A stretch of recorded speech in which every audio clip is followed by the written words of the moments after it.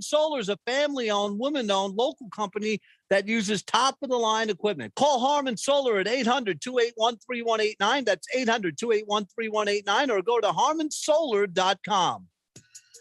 Hey guys, it's Stephen McCollum from the Main Event here on 1580 The Fanatic. And join me 1 to 2 p.m. Monday through Fridays. NBA playoffs continue. We'll get you up to date on series around the league. And Major League Baseball is early in the season. Standings are all over the place. I'll get you updated around the league. NFL news is year-round, and we're getting closer to the NHL playoffs. So join me, Stephen McCollum, on the Main Event Monday through Friday, 1 p.m. on 1580, 99.3 FM, The Fanatic. You've been putting back a few, and a few becomes a few too many.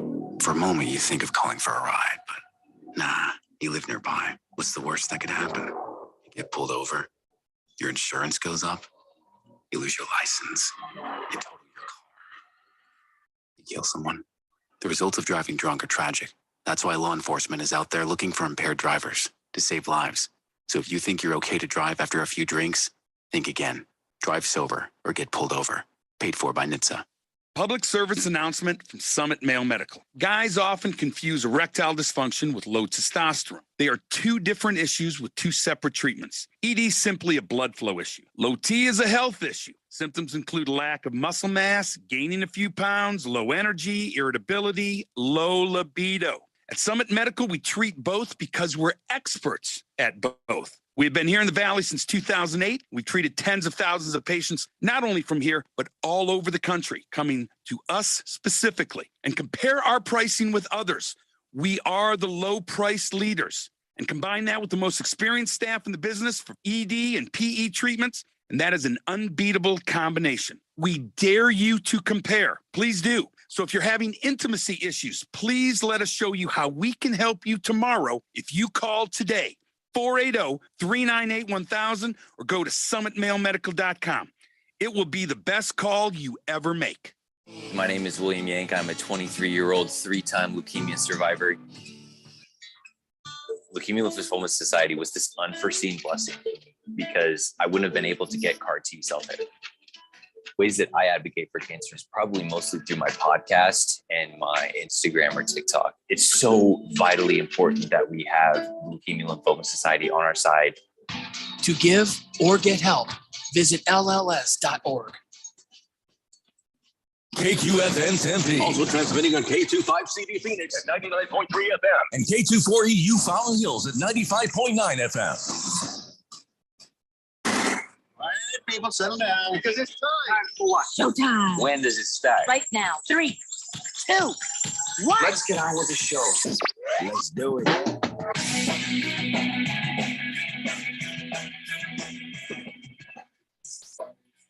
All right, everybody, it's Wednesday here on the Daily Blender. I'm your good friend, your radio pal, Jeffrey O'Brien, alongside not Randy White. We got Ralph here from Harmon Solar. We got Izzy hanging out with us there. And, of course, Keon Rhodes is in the control room. And you guys are on the Fanatic text line, 888-368-1580, as we broadcast live in the Harmon Solar Studios in Scottsdale.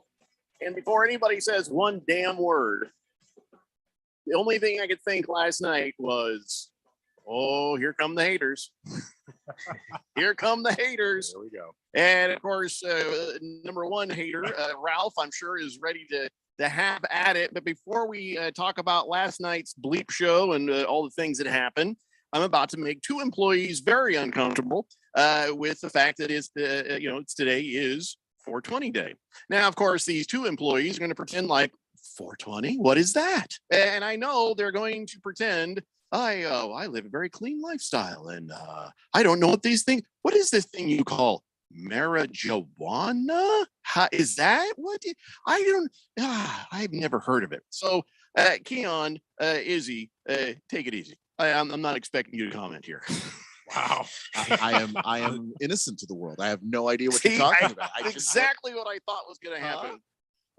Of course, so for both Izzy and Keon, not only is it an awkward situation because I'm their boss, but also because their mamas listen. And they don't want to ever admit to say, boy, I'll tell you what, if you talk to Keon on the air, he's going to Bible study. He's staying at home. He's doing these things and that things. And you talk to him off air and you're like, whoa, okay. So my mom actually visited not too long ago, and she was hanging out at the house, and so we were just hanging out, and she goes, "Huh, you don't go to church anymore, do you?" Oh no. Yeah, that was awkward. That was more awkward than this is. Yeah. Ralph and I can talk freely. I understand you guys are going to be a little bit reserved on this. It's legal, and of course, there's cannabis, being sold everywhere, and some people use the oils for what ails them. Some people just like to blaze up and enjoy themselves. I'm not one of those people. I don't do that stuff because I've always been afraid to use marijuana not because I was worried about what my mom thought. I wasn't worried about anything except for I don't want anything to slow me down. You know what I mean? I like things to go like this. And I've seen my friends be like, hey, hey, I can't feel my knees, and I'm just like, think I'm going to pass on that one. Wow. Cocaine is more my drug. Anyway, no, I'm kidding. I don't do anything. I don't do any of those things. But today is 420 day. And listen, it's become so accepted, socially that you can even get some deals at some of the restaurants. Jimmy John's is doing a "How high are you" promo. I'm not even kidding. You go to gethighwithjimmyjohns.com. It'll tell you whether you're not so high, kind of high, or highest, and based on your elevation. You thought it was something else, didn't you? Based on the elevation you live on, you could get up to 20% off of your sub. So you had nothing to do with illicit drugs, you degenerates. Wingstop has a new blazed and glazed flavor, and TGI Fridays also went with the name Blazed and Glazed, but that's on their new chicken finger sliders. Fat Burgers got the original Fat Burger today for $4.20. Del Taco is selling 5 chicken cheddar rollers for the same price because you have to be high to eat that. Jack in the Box has a new Pineapple Express milkshake through the end of April, and Seth Rogen is pissed. He's like, I didn't give permission for this. That has nothing to do with the movie. But it costs $4.20. Usually it's $5. So anyways, there are deals out there, I guess. And one of the things I was worried about is, will every text that comes into the show today be like Senior Wake and Bake? Well, that's what I'm worried about. Senior Wake and Bake's been on a really good streak lately. I think the streak might break today. Yeah, I think you're right. I listen. There are worse things you can celebrate on this day, and I'd rather talk to the people who are celebrating it for this reason rather than the other evil reasons. So we'll leave that at that. But for everybody, I don't know. People maybe say that this is smoking pot food, but Taco Bell, the Mexican pizza is coming back. Now it's not a pizza, but it's like a what do you call it, Ralph? Like a tostada on steroids. It's a tostada pie. Yeah, and it was good, wasn't it? Yeah, it was very good. It's coming back, but May 19th. May 19th. I don't know why would they make us wait? Just do it. Don't tell us about it and make us wait a month for it. But they're bringing it back, and so hopefully it'll hang around because I always enjoy that. Yeah, that's too. a good meal. A tostada and a bong. I mean, that's awesome. Well, I don't think it comes with a bong. That should be a promo, right? No, and listen, let me just now say about 420 day. Don't do it, because here's the thing: it's not the same marijuana from when like Ralph and I were kids. It's not. There's some scary crap they're putting on it, in it, around it, and it'll jack you up. So best to leave that alone. It's not your hippies, bong hit. I know you remember back in the day, we had 2 choices, and that was it, right? We had Mexican Sense and Thai, and that was it. And you had to find a guy in the corner and going, "Hey, buddy, you got a dime bag on you." Now you guys can go to the store, get all these different strains. You're at Fry's. Right. I used to use my card. Yeah, it's crazy now. It's evolved. Actually, solar is a big deal with that because we're trying to get to where we can power the companies that actually are growing this stuff, because it's massive energy that they use to keep the lights going and stuff. So we've actually talked to a few in the area about it. It's interesting. Well, whichever side you come out on it, be safe out there, everybody, today. Don't overdo, don't drive on stuff. And, good luck, everyone. 888-368-1580. I'm going to put it off as long as I can to not talk about it. Ralph is like, are we just not even talking about it today? I was like, once again, what are you talking about? I don't even know. Not a there whole even lot of basketball sports. game Playoffs yesterday? are over, right? Figure we just talk a lot of NFL today, you know. But Talk Dodgers, right? no, I said sports. 888-368-1580. Mars Bars 805 says, happy Suns in 420. I'll take an 805, please. And he says, go Lakers. He says, that's why Randy's out of town, because the Suns are going down. Why are you Laker fans enjoying this so much? Now, we enjoyed when you went down in flames, but that's only because you're insufferable dick bags. For us, you know, you think you'd have a little more compassion, you know, just we know you've been laying in wait, hoping, waiting, but it's really a bad look when you've got your ass knocked out of playoffs 2 years in a row by the exact same team for you to come up and be like, ha, you're going down. It's one game. And well, we still have at least 3 more games than you have, Lakers. So make of that what you want. I really don't want to talk about it. It was very disappointing. Cards Chappie says, first question of the day, is Wake and Bake coherent? We have yet to see a text from Senior Wake and Bake. We may not, and that might be all right. Mr. Wilbur says, hey, Keon, what time are you picking me up to go to Bourbon Street tonight? What now? Wow. That there may be a reference there, but I don't. I think that's a strip club, isn't it? Is it? I don't know. I don't know Phoenix strip. I don't That's know. a good answer, man. I have no idea. Fish Tank says, is there any chance Senior Wake and Bake knows what planet he's on right now? I don't know if he usually does, but even less so today. Big George is happy. Hello, gentlemen. Happy Wednesday, 420 day. Do we need a welfare check on some members of the fourth dimension? Yeah, no, leave them alone, man. Don't mess with their moment. Kiss the Cook, send me a picture of, well, I'm pretty sure. Is it supposed to be rainbow colored though? Oh, wait, no, it's a picture of some marijuana bud. It's not what you think it is. Neither are supposed to be rainbow colored. And I don't know. I have no idea what you're showing me. Kaler the Quitter says the history of Arizona sports foretold something was going to sabotage this Sun season, and it happened last night. Everybody calm the bleep down. Why are you all like, it's over, Yeah, it's I mean, over? to see the people panicking, you'd think they were down 0-3 in a series. I'm Well, really confused by this reaction. I think people panic when they're not used to winning. I mean, seriously, that's not a jig. That's just reality. When you don't have a team that's used to winning, you're going to panic when you see things happen like this. Well, we've been used to this team winning all season, Yeah, but unlike the 1 year. Lakers. 1 year. We were used to this team winning last year. We got to the finals, unlike the Lakers. So there has been more winning over the last few years than, of course, you're right, than we've had maybe in the past. Right. We've had ups and we've had downs and haven't gotten to that promised land. Right. But yeah, I don't know if that's really a correct assessment of things. It You know, we have a history in the Valley of also curses. You know, we missed out on Lou Alcindor. There was a phantom timeout taken in another finals where, you know, Paul Westphal misses a shot and the other guys called timeout. The thing is, they didn't have a timeout. And they should have been given a technical with a couple seconds left in the game. And we make that shot, it's over, and the Suns would have had a championship that year. So they're always, last year was just, they got beat. Okay. I'm not going to give that a curse, but you know, I'm just saying it's been a rough ride for everybody here in Phoenix, but if you're panicking after last night, you shouldn't.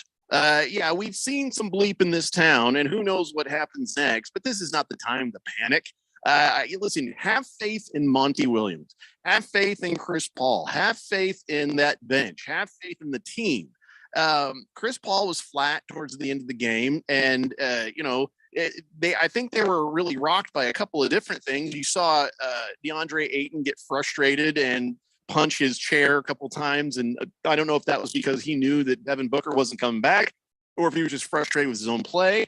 But something happened to the Suns last night. Maybe all of it happened to the Suns last night. And, you know, Pelicans were able to get themselves a win. It ain't going to be easy the rest of the way out, but you can absolutely still win this series. Kaler is right. It's a 36-win team. They're missing their best player due to fatness. So, yeah, this is not a good look. It's not a good thing. But I'm telling you guys, don't panic. I'm not going to put too much stock in the 36-win team thing. This is not your average 8 seed because CJ McCollum was not on the team for up until after the trade deadline. That was so. This is a different team than that. And when he got there, they were way out of the playoffs. And he said, oh, yeah, I've never missed the playoffs, and I'm not missing the playoffs again this year either. And then they didn't. So, this is a formidable Pelicans team, but this is also a formidable Suns team. Yeah. I mean, I don't know what the hell team you thought you were watching all season long, where every time the Suns lost a game, and they didn't lose many, they responded. There was always a bounce back afterwards, and they did this whether or not Devin Booker was there, Chris Paul was there, DeAndre Ayton was there. So pump the brakes on the panic a little bit. And listen, give the Pelicans their due respect. They beat the Lakers to be able to get in here. They beat them in the play-in game to be able to be in this What is series. the point of that?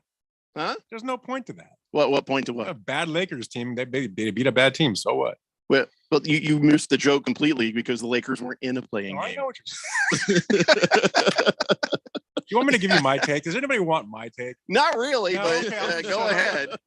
Go ahead. Let's You know, pour some haterade for all of us, No, Ralph. I wanted to come in with the haterade and just trash it because it's fun, and you guys were getting ahead of yourselves yesterday and all that. So I wasn't. I said did that I they say would you? lose one. I didn't say I mean, you. I mean, I didn't think they were I gonna fitted lose you again guys. this Yeah. series, but I wasn't crowning the championship yet. the only one that wasn't getting ahead of himself, was right here is Izzy. But Well, anyway, I called a sweep, and they just they I'm ruined trying it. to help you, man. I'm sorry. I Just- have to be honest with you. I got to be honest. All right. Well, enough of your honesty. Anyway, here's my take, and I think it's a good thing. I think last night losing was a really good thing for the Suns because I think they've cruised through this season.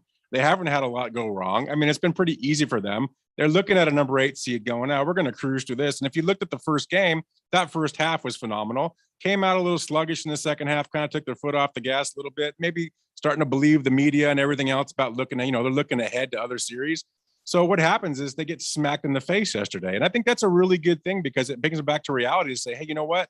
Winning championships aren't that easy. We got to reorganize and we got to make sure we go out every quarter, every game and play our best. And that's how we're going to get to the promised land. That's what it takes. So I think, honestly, you should be happy they lost because I think things have been coming a little bit too easy to them. And this is a good thing, not a bad thing. Or it could be the curse of the dapped up baby. Maybe that's it. Because Devin Booker shot a 3. He was on his back, looked over, gave a fist bump to a baby. And everybody's like, oh, that baby has a curse on it. That's what I think it is. Well, I'll tell you what, though, if you lose the next game, then you need to get a little worried. So what do we do with the baby? You get rid of it. What's that? Just there's adoption. There's adoption.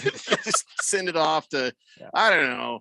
If I put it to work in like Colombia picking coffee beans or something. That's what you do. 888-368-1580. Watermelon says, Jeffrey, everyone that's panic texting right now must be a millennial. As soon as something goes wrong, they all turn quit. What? That's not fair. I'm a millennial. Yeah, but you're an elder millennial. I think that there's a difference between the elder millennials and the younger millennials. Don't give me that look, Izzy. You know what I'm talking about. I wouldn't say they would give up that easily, but I do think it's over exaggerated to the fullest extent. But I don't see why you would give up, especially you got obviously Jay Crowder, DeAndre Ayton need to step up. Like they didn't play. Jay Crowder definitely didn't play the way he should have defensively and offensively. DeAndre Ayton needs to be more. He just needs to be a part of the game plan more. He needs to score more. He needs to rebound more. He's still getting out rebounded, not out rebounded, but Brandon Ingram's out rebounding you. CJ McCollum still had the same amount of rebounds he did last game in the first game. And it's just DeAndre Ayton is not being that aggressive figure that he needs to be. If these two starters can't come up, especially with Devin Booker's out, then I can see it going to a game 6, but I wouldn't take it to game 7. Several things are not going to happen the same way again. One, Fish Tank is mentioning, saying the Pelicans shot the 3 ball out of their mind. They're not going to do that every night. The young kids got hot, but the Suns are still good. The other thing is they're not going to be this bad in transition probably ever again after Monty gets his hands around their necks. If you heard what Monty was saying in the post-game interview, he's just like, we've never been this bad on transition and defense. This is the worst since I've been here. Not the worst playoff game, the worst game. So I agree. I'm feeling like there's going to be some adjustments made in practice. And I'm sure they'll, Monty is a God-fearing, mild-mannered man. There will be some choice words added to the vocabulary that day because you got to really get that under control. as quick as possible. 888-368-1580. Oh, here's Senior Wake and Bake. And all he could muster was, sup. Sub Senior Wake and Bake. That was more than we expected. Blissful Hayes says, is it true Zion Williamson told Devin Booker before the game he should fake an injury? It's like, you get paid whether you sit or play. I don't know if that's true. I don't know that that's true either. You hope not, because that's disgusting. And the word around Zion is he wants to play, but his injury, the Pelicans are like, nope, we used the first round draft pick on you. We're not throwing you out there unless you're healthy. There was this moment I'm launching the game. I'm like, hey, look at that fat guy there. Looks kind of like Zion Williams. Oh, that is Zion Williams. Kiss the Cook says, Ralph, what the hell happened? Are you smoking in there? Maybe. What are you talking about? And by the way, what he showed me was something called Fruity Pebbles. I guess that's a thing.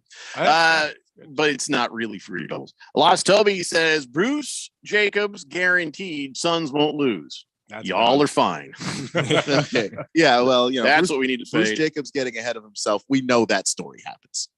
Lost Toby also says, I guess we all live in a different world. They're selling shrooms outside the Chase Center on Monday. Craziest bleep I've seen. Cops are right there, busy navigating traffic. And he says, I'll tell you what, I won't bring up the Suns if you don't bring up Deebo Samuel. We are definitely bringing up Deebo Samuel later. So you may as well have at the Suns, my friend. Berg says, okay, afternoon, guys. Suns in 6, maybe? Tell you what, it is not a good injury on Devin Booker. This is an injury he's had before. They're saying he's likely out 2 games, but you look at his history with the hamstring battle in the last couple of seasons. Just November, he strained his left hamstring, a very similar play. He missed 7 games. Now, those were not 7 playoff games. They were 7 regular season games. Last year during the finals, he got a hamstring injury in game 3, but he played through it. He kept it a secret from everybody there. So, I don't know how. I mean, I imagine he'll be back before it's done hurting, but he'll be back when you absolutely need him. But the more time he can spend out healing that thing, getting ready, the better it's going to be for anything else coming up. And I'll be honest, it's not good. It's not good. You survive the Pelicans, which I can't believe I just said that. You survive the Pelicans, then what's next is going to be harder. And what's next is going to be harder. And re-aggravating that injury is really likely. And that's why I don't even want to see this go game 6. I mean, they need some this time. team is deep enough. Look, handle your business and try and get rid of this team as fast as humanly possible so that you can give your guys time to rest, because it's distinctly possible that the other series might go the distance and you might have some time off to give Devin Booker some time to recover. I blame Fist Bump Baby. That's it. In fact, I want to have t-shirts made. I blame Fist Bump Baby. I want to picture that kid. I don't know. Well, listen, we have more to talk about here. There's other angles on this. There's one big glaring angle that we didn't get a chance to talk about much yesterday, but oh, by God, we're talking about it today. It's the Daily Blender here on 1580, The Fanatic. This is Brett Musburger's Action Update. Heads up, sports bettors. Right now, you can try VSiN All Access free for 30 days with no credit card required. Visit vsin.com/free month to sign up now. Here are the latest lines from my guys in the desert. NBA playoffs, the East first round continues with game 2 in Boston. The Celtics a 3.5-point favorite over the Nets. The over under 226. The Sixers and Raptors in Toronto for game 3 with the Sixers up 2-0. Philly a 1.5-point road favorite, 216.5 the total. And the Bulls at the Bucks game 2, Milwaukee -10. The total set at 225. This Saturday in London, WBC and the ring heavyweight champion Tyson Fury looks to defend his belts against Dylan White. Fury the -610 favorite, White at +480. Baseball, the Diamondbacks at the Nationals tonight. Arizona +110 on the money line. Washington -130. The over-under at 8. For vsin.com, I'm Trey Westerberg on Arizona's sports betting station. Get in on the first round action of the NBA playoffs with DraftKings Sportsbook, an official sports betting partner of the NBA. This week, new customers can bet $5 on any team to win and get $150 in free bets instantly. You win no matter what. All DraftKings Sportsbook customers can also bet on NBA hoops with same-game parlays. Combine multiple bets from the same game for a bigger payout. Plus, each day of the first round, get a risk-free bet up to $10 if your same-game parlay doesn't hit. Download the DraftKings Sportsbook app and use code BET1580. Bet $5 on any NBA team to win their game during the first round of playoffs and get $150 in free bets instantly. That's code BET1580 at DraftKings Sportsbook.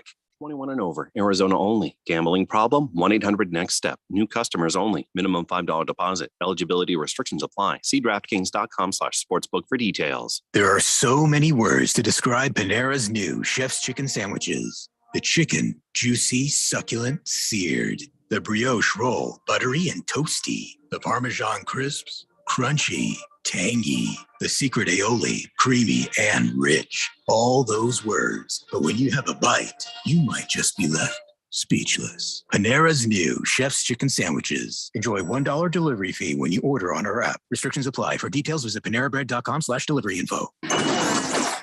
NASCAR Championship Weekend is back at Phoenix Raceway. Drivers will put it all on the line to claim NASCAR greatness. The Truck Series Championship kicked things off Friday night under the lights. We're going to tear it up tonight. Followed by an action-packed Saturday, where fans will witness an ARCA and Xfinity Series Championship doubleheader. Don't miss out on the action November 4th and 5th. Get your tickets now for NASCAR Championship Weekend at PhoenixRaceway.com or call 866-408-RACE. Serving part-time in the Army National Guard has led to a lot of firsts for me. It paid for me to be the first person in my family to go to school. That education got me to the first day at my dream job, which I can still hold while I serve part-time.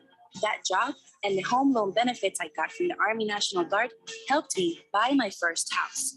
I also know that I will be one of the first to respond if my community ever needs me. Sponsored by the Arizona Army National Guard, aired by the Arizona Broadcasters Association and this station. You can hear the grunts of pain. You can smell the workout sweat. You can feel the muscles straining. And even if you can't, we can. And that's all that really matters. NFL training camp. Rumbling, bumbling, stumbling. Here we go. It fills the senses. Well, everyone's but yours. Get the latest info, insights, and breaking news here. Respect what it is we're doing here. On your home for the NFL, 1580 and 99.3, The Fanatic. Welcome back to the Daily Blender. Well, the NBA playoffs are here, and you can make every single game feel like Game 7 on the FanDuel Sportsbook app, an official partner of the NBA. Now, throughout all the playoffs, all customers can place a no-sweat same-game parlay each week. You get up to $20 in free bets if you don't win. FanDuel has so many great ways to play. And best of all, when you do win, you get paid faster than a fast break. If you're new to FanDuel, just download the FanDuel Sportsbook app. Sign up with promo code Randy1580. Once again, that's promo code Randy1580. And if you already have an account, you're all set, ready to go. All set to bet, no sweat. Either way, you get up to $20 in free bets if your same game parlay during the playoffs doesn't win.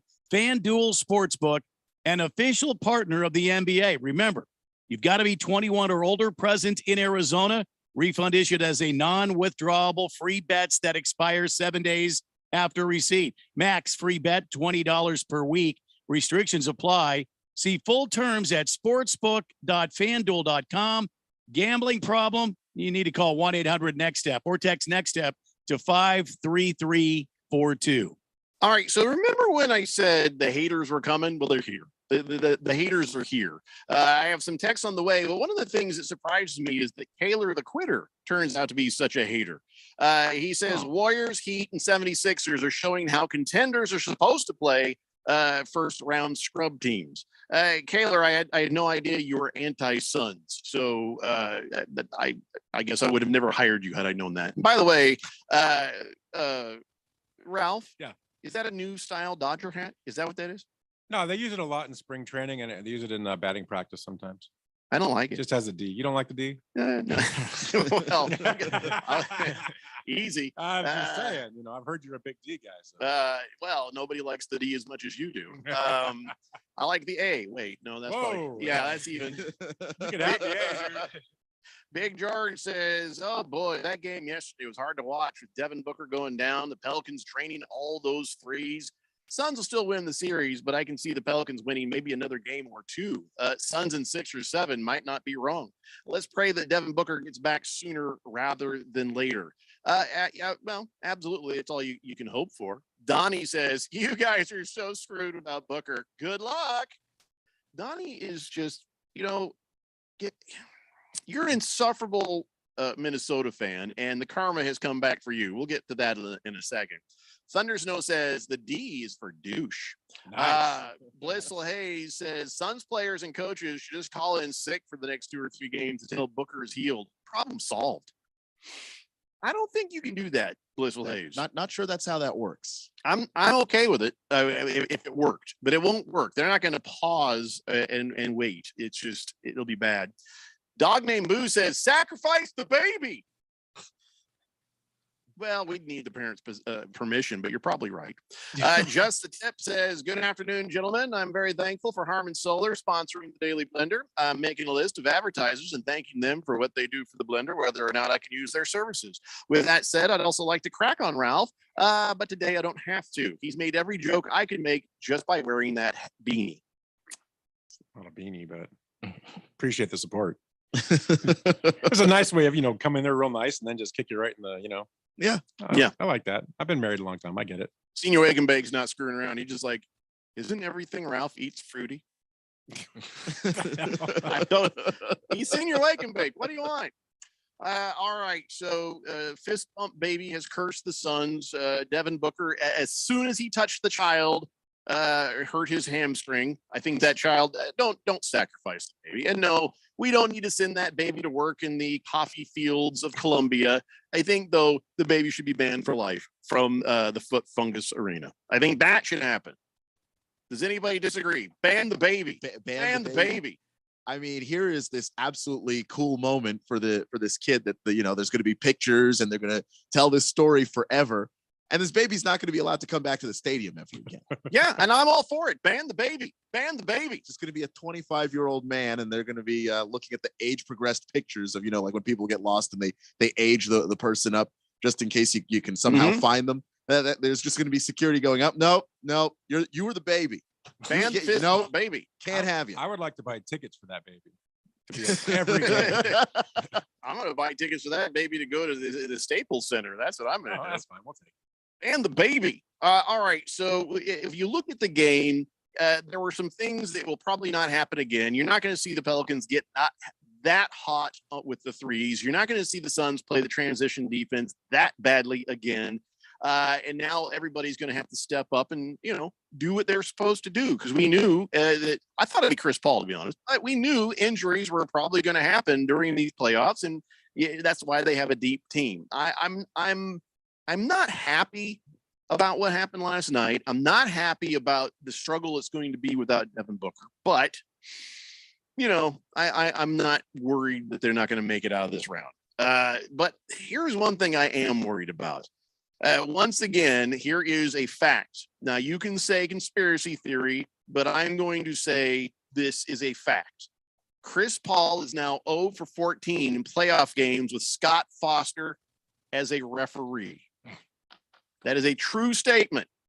Now you're going to say, no, don't scoff, Ralph, because here is something from the report from 2006. Remember Donahue, the cheating ref who got busted? Mm-hmm. Here's his call log. 10:34 a.m. Donahue calls Scott Foster. Later, he calls Foster again. Later, the same day, he's calling Foster. He's pals with Scott Foster. So you're telling me it's outside of the bounds of believability that maybe Scott Foster has a thing against Chris Paul, and thus non-calls will happen, ticky-tack calls will happen, and that is one of the things that might have kind of pushed the Pelicans to a win? Fake news. I'm not going to say it's what pushed the Pelicans to a win just because of how great Brandon Ingram looked, how well that team shot the 3 ball. But look, 0-14 is beyond statistically, improbable at this point. We are looking at something that is legitimate and real. And this is Chris Paul and Scott Foster going back to the Rocket days. This is Chris Paul and Scott Foster going back to the Clipper days. So this isn't even a Suns thing. You see that? That is from CBS News. That's not just me making stuff up. And that shows 54 different times that Donahue was calling Scott Foster immediately after a game. You don't call another guy immediately after a game and you're like, did you see me? Did I look cute? Or they're working some scam. So Scott Foster was part of some scam back in 2006. He's dirty then. The sumbitch is dirty now. And we can't have Scott Foster refereeing any more games. I honestly I didn't know I knew the streak was a thing, but I didn't know it would play a huge effect until you go on Twitter and there's a compilation of all the unnecessary, foolish, kind of too close to call fouls, that Scott Foster has put on Chris Paul. So it is foul, and I think the NBA should do something about that. I think it's wrong to have both of them, on the same game. Izzy. You do understand that the thought process could be that the NBA wants the Suns to lose some games to prolong a series so they make more money on the advertising and the TV stuff. So Scott Foster was the perfect person for the NBA to put into place to make sure this wasn't a sweep. But why would that be the story? But if that was the story of the game, instead of that being just Pelicans and the Suns, but I wouldn't put that over the Suns being the reason why the Suns won or the reason why they should extend this playoff berth, especially if it's the Suns and Pelicans. I would think that would be another playoff series. You need to watch some movies. I mean, You need to watch some X-Files. The NBA has an incentive for this series to go longer. But I remember when Chris Paul was in Oklahoma City with the Thunder, and it was I believe it was a round 1 game 7. And Chris Paul says, and he said after that game that Scott Foster went up to him and made it a point to let him know, hey, when you were young and on the Hornets and playing against the Spurs and that went to a game 7, yeah, I ref that game too. There is an animosity there between this particular ref and that player that anytime that they're on the floor, something seems to go wrong. I just think the NBA ought to look into that.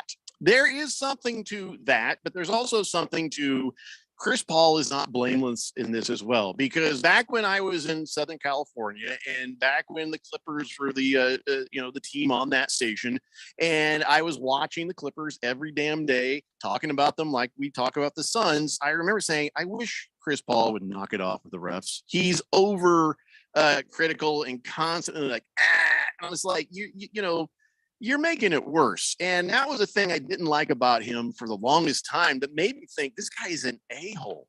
And then I thought when he was coming to Phoenix that, man, oh, no, not this guy. And then, it seems like he has softened his approach with the refs. And also it turns out he's a hell of a team guy. He's a guy who makes a huge difference in the locker room. So my assessment of Chris Paul was incorrect. But what I saw him doing with the refs, well, that was just true. And so Scott Foster, probably dirty as hell. Now Chris Paul, early in his career, pissed off the dirty as hell Scott Foster, and now he's 0 for 14 in playoff games with Scott Foster as a referee. I don't think you need to call out a X-Files conspiracy theory when the facts are right in front of you. By the time he had gotten to the Clippers, he was already 0-6 in games reffed by Scott Foster in the postseason. Describe Scott Foster as being rude and arrogant, and now a lot of players will tell you when you're in a game with the referee, you talk to the ref. You go, why did you call this? Why did you not call this? So you can kind of get the definition of what does this referee want in this game so that I can avoid doing those things. Scott Foster wouldn't talk to Chris Paul. Well, Scott Foster wants one thing: Chris Paul's sitting down. That's what he wants. Maybe. So what you're saying, what I'm hearing is Scott Foster is the reason that Chris Paul was 5 for 16 in shooting yesterday. No. Well, maybe Scott Paul was in his head a little bit. Absolutely, but, right? no, like I'll be honest with you. Chris Paul didn't have a great game. Devin Booker was on fire on a 60-point game pace when he hurt himself. The Pelicans went nuts. This is not just that, but you can't ignore that. Because even Izzy, who has he's a Bulls fan, he don't care. But he saw the ticky-tack calls. He saw the non-calls and the bad calls. He saw it himself. So it's not just me. The Suns fan, the Bulls fan noticed it too. And guess what? So did the Wizards fan over there. The only person who's a denier right now of my conspiracy theory is a Laker fan. What a surprise. And why is that? Because Laker fans just win. Okay, I don't want to hear, and that's the bottom line. From the Laker fan, we don't after what happened with the Lakers and the Sacramento Kings and invisible fouls. I don't want to hear from a Laker fan. Of course, you don't remember. I don't want to hear when in one of the worst egregious games being called by officials that benefited the Lakers and helped them win a championship. I don't want to hear that the Lakers power through calls. You get calls. That's what happens to you. But guys. That's only one trophy with a little tarnish on it. There's 16 other ones. That's what you're missing. We don't make excuses. We just win championships. You also do not get those awful calls. Wait a second. All I heard was excuses when the Lakers were going down in Fuego. Come on, man. They have to go down every few years to let other teams feel like they're going to be better, and then they'll put it together again. You know what's going to happen. 2-3 years from now, the Lakers be put back together again, and they'll be winning championships, and you guys will be sitting there whining about it again. That's okay.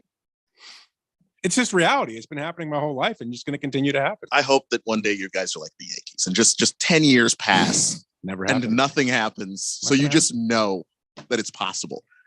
Fish Tank says, I mean, Fist Bump Baby would be a fun Texter nickname. Well, somebody wants to be called Fist Bump Baby. That sounds to me like a Laker fan right there. I kind of like it. Jagdog says, is that baby's last name Bartman? Yeah. That would be amazing. That's funny. Senior Wake and Bake says, Booker dapped the baby only because he thought it was Kyler Murray. Oh, nicely. That's the best one we've had in a while. Nicely done. Blissful A says, Jeffrey, so what you're saying is Chris Paul simply sucks. That's why he's an 0-14 record with Foster as a ref. Sounds right. Well, name any other player in ref combinations. Name any other ref that Chris Paul has that sort of a record in. I'm going to say playoff games or otherwise. That is a very glaring thing right there. So, no, Chris Paul wasn't great last night, but the calls didn't help, or the non-calls. Lost Toby says, refs do hold grudges. NBA is trolling CP3, and tell you what, I'm okay with it. I mean, the ref not calling fouls, that's a good reason to go 5-16. I think that refs have been criticized before. These NBA refs have been criticized by older referees who have refereed that there's not really a policing system for when a ref has a grudge against a player. There isn't, and maybe the league should probably look into that. Boogie says Laker fans are always on the positive side of inside NBA shenanigans. Oh, jeez. Swazman says, like Hoodie, Bill Belichick does, make adjustments moment by moment. Well, that's what the Pelicans coach actually was doing a pretty good job of. Willie Green. Swazman thinks coaching is the key. The Suns have a perfectly capable and good coach. Not worried about this at all. And for the conspiracy truth that I have truthed you guys with, for the fact of what our eyeballs had shown us last night, and thank you for the backup, Izzy, and for the fact that baby needs to be banned, possibly deported, to just pick a country, I don't care. All of these things together made for a rough night for the Phoenix Suns, but they get a little extra time between now and Friday. Let's just hope for the best in New Orleans, and we got other games to talk about too. And got a lot of NFL to talk about. So stick with us, kids. It's the Daily Blender here on 1580 The Fanatic. Nobody protects you from mayhem like Allstate. I'm a speed bump. Did you hear what I said? I'm a speed bump. And if you have cut rate car insurance, the cost to reattach your muffler could really be a bump in the road. So switch to Allstate, save money, and be better protected from mayhem like me. Based on coverage and limits selected, subject to terms, conditions, and availability. In most states, prices vary based on how you buy. Allstate Bar and Casualty Insurance Company and affiliates, Northbrook, Illinois. You may be into punk rock, soft rock, or classic rock, R&B, hip hop, or house, country, techno, or techno country. But no matter what kind of music you listen to, here's something else you should hear. Please consider getting vaccinated. Talk to your pharmacist today about Comirnaty, COVID-19 vaccine mRNA. This message brought to you by BioNTech and Pfizer. You've been putting back a few, and a few becomes a few too many. For a moment, you think of calling for a ride, but nah, you live nearby. What's the worst that could happen? You get pulled over, your insurance goes up, you lose your license, you total your car, you kill someone. The results of driving drunk are tragic. That's why law enforcement is out there looking for impaired drivers to save lives. So if you think you're okay to drive after a few drinks, think again. Drive sober or get pulled over. Paid for by NHTSA.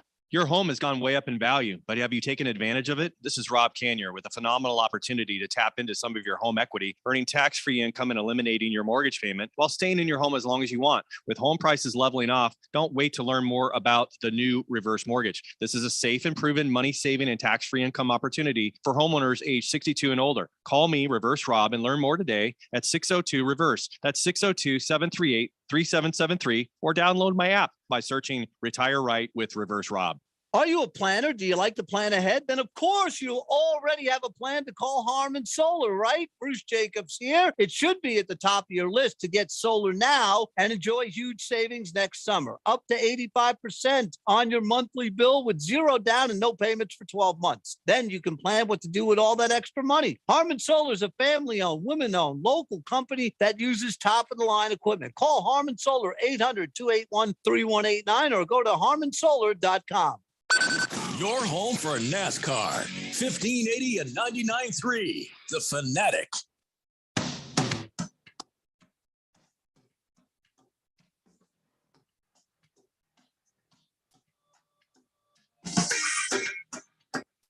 Blender here on 1580, The Fanatic.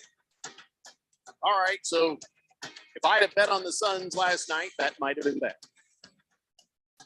But if you took the odds and you bet on the Pelicans thinking, hey, maybe an upset's going to make me some money, you'd have been right, and you'd have some more money right now, wouldn't you?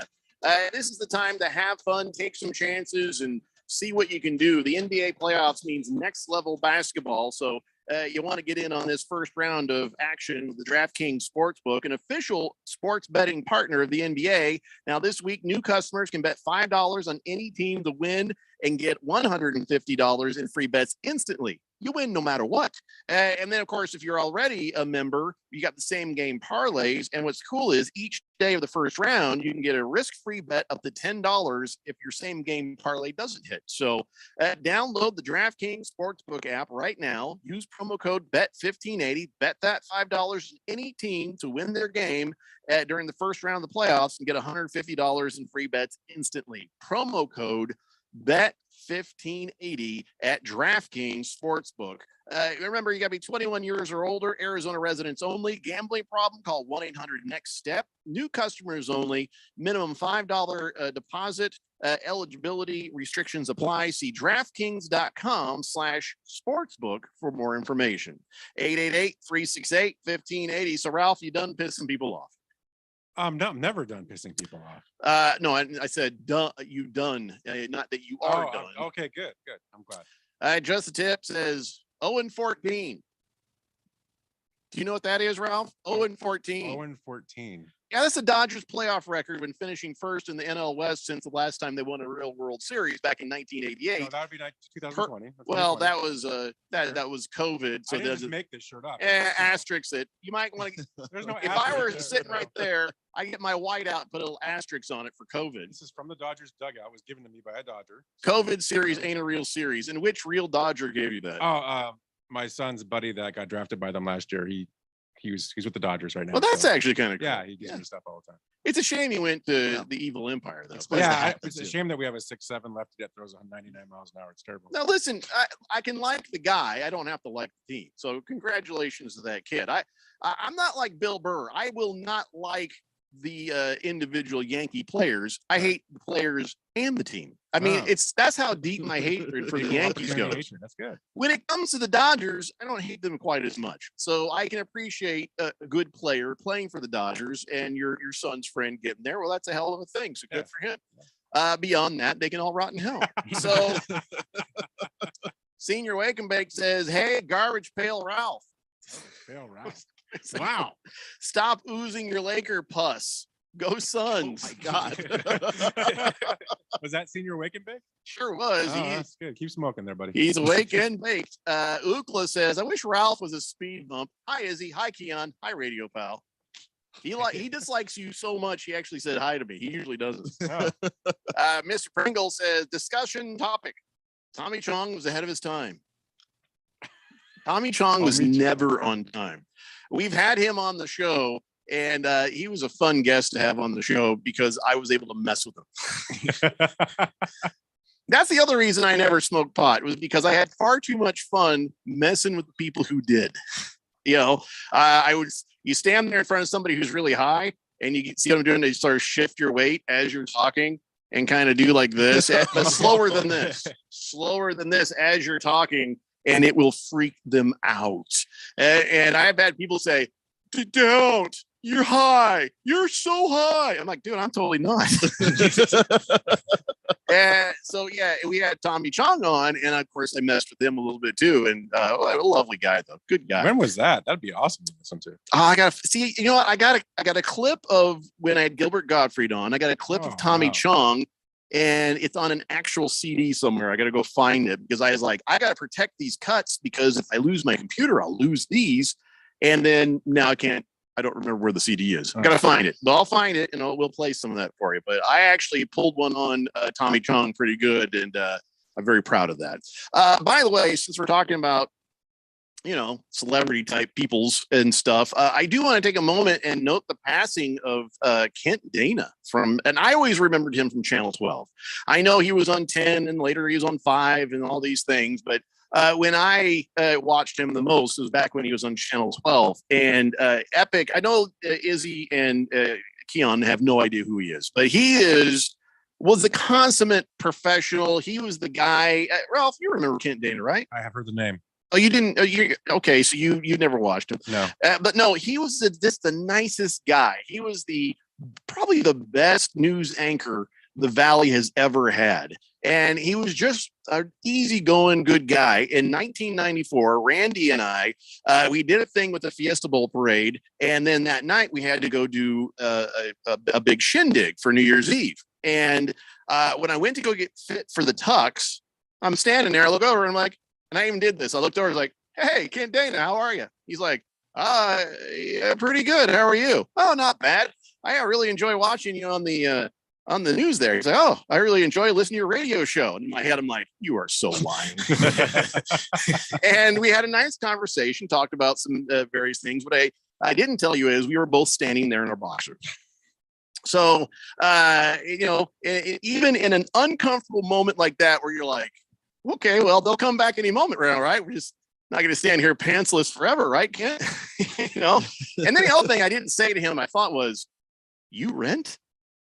I mean, I was 23 years old at the time. Of course, I rented the tux, but Kent Dana, you know, he was the man.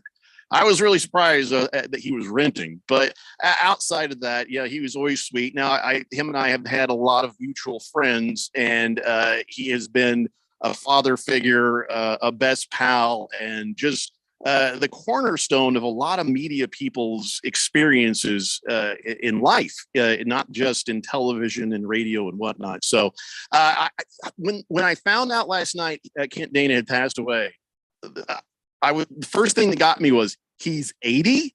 I had no idea he was 80. When I met him, and this freaked me out, when I met him standing there in that chain, you know, in the tux shop, he was how old I am now. And I was just like, he just looked 30, 35. I thought like older brother kind of guy, but this guy was already 50. Actually, I think he was even older than me, 55 at the time. So just completely baked my brain. But yeah, he'll definitely be missed. And I really regret the one thing I didn't get to ask him. I wanted to ask him, how do you feel about your son Joe's eyebrows? What the hell is that all about? The way he plucks those eyebrows just doesn't look natural. You have no idea what I'm talking about, dude. Yeah, I wish I had something to say. I don't. I know. I only know. All right. his face from the picture you put on Twitter. I don't even know. Go ahead, Google Joe Dana from Channel 12, because he actually for the last 20 years has been on TV himself. And that's all I can think about whenever I see him. Oh, this is a nice kid. The hell is up in that eyebrows? Those are a little bit too tight. Yeah. You see what I'm saying? That's, you know what I'm saying? It shouldn't be like an L shape. Yeah. It's a and the thing. It's a little yeah. You see, just it's unsettling. Yeah, that's what I'm saying. And I always thought, I wonder if that was it's something that Kent and Joe would fight about. It's like, come on, Dad, you don't understand. This is the way all the news anchors are doing it. Come on. I don't know. Anyways, make him look like he's staring through you. It's just I don't know. Is all I'm saying. I would.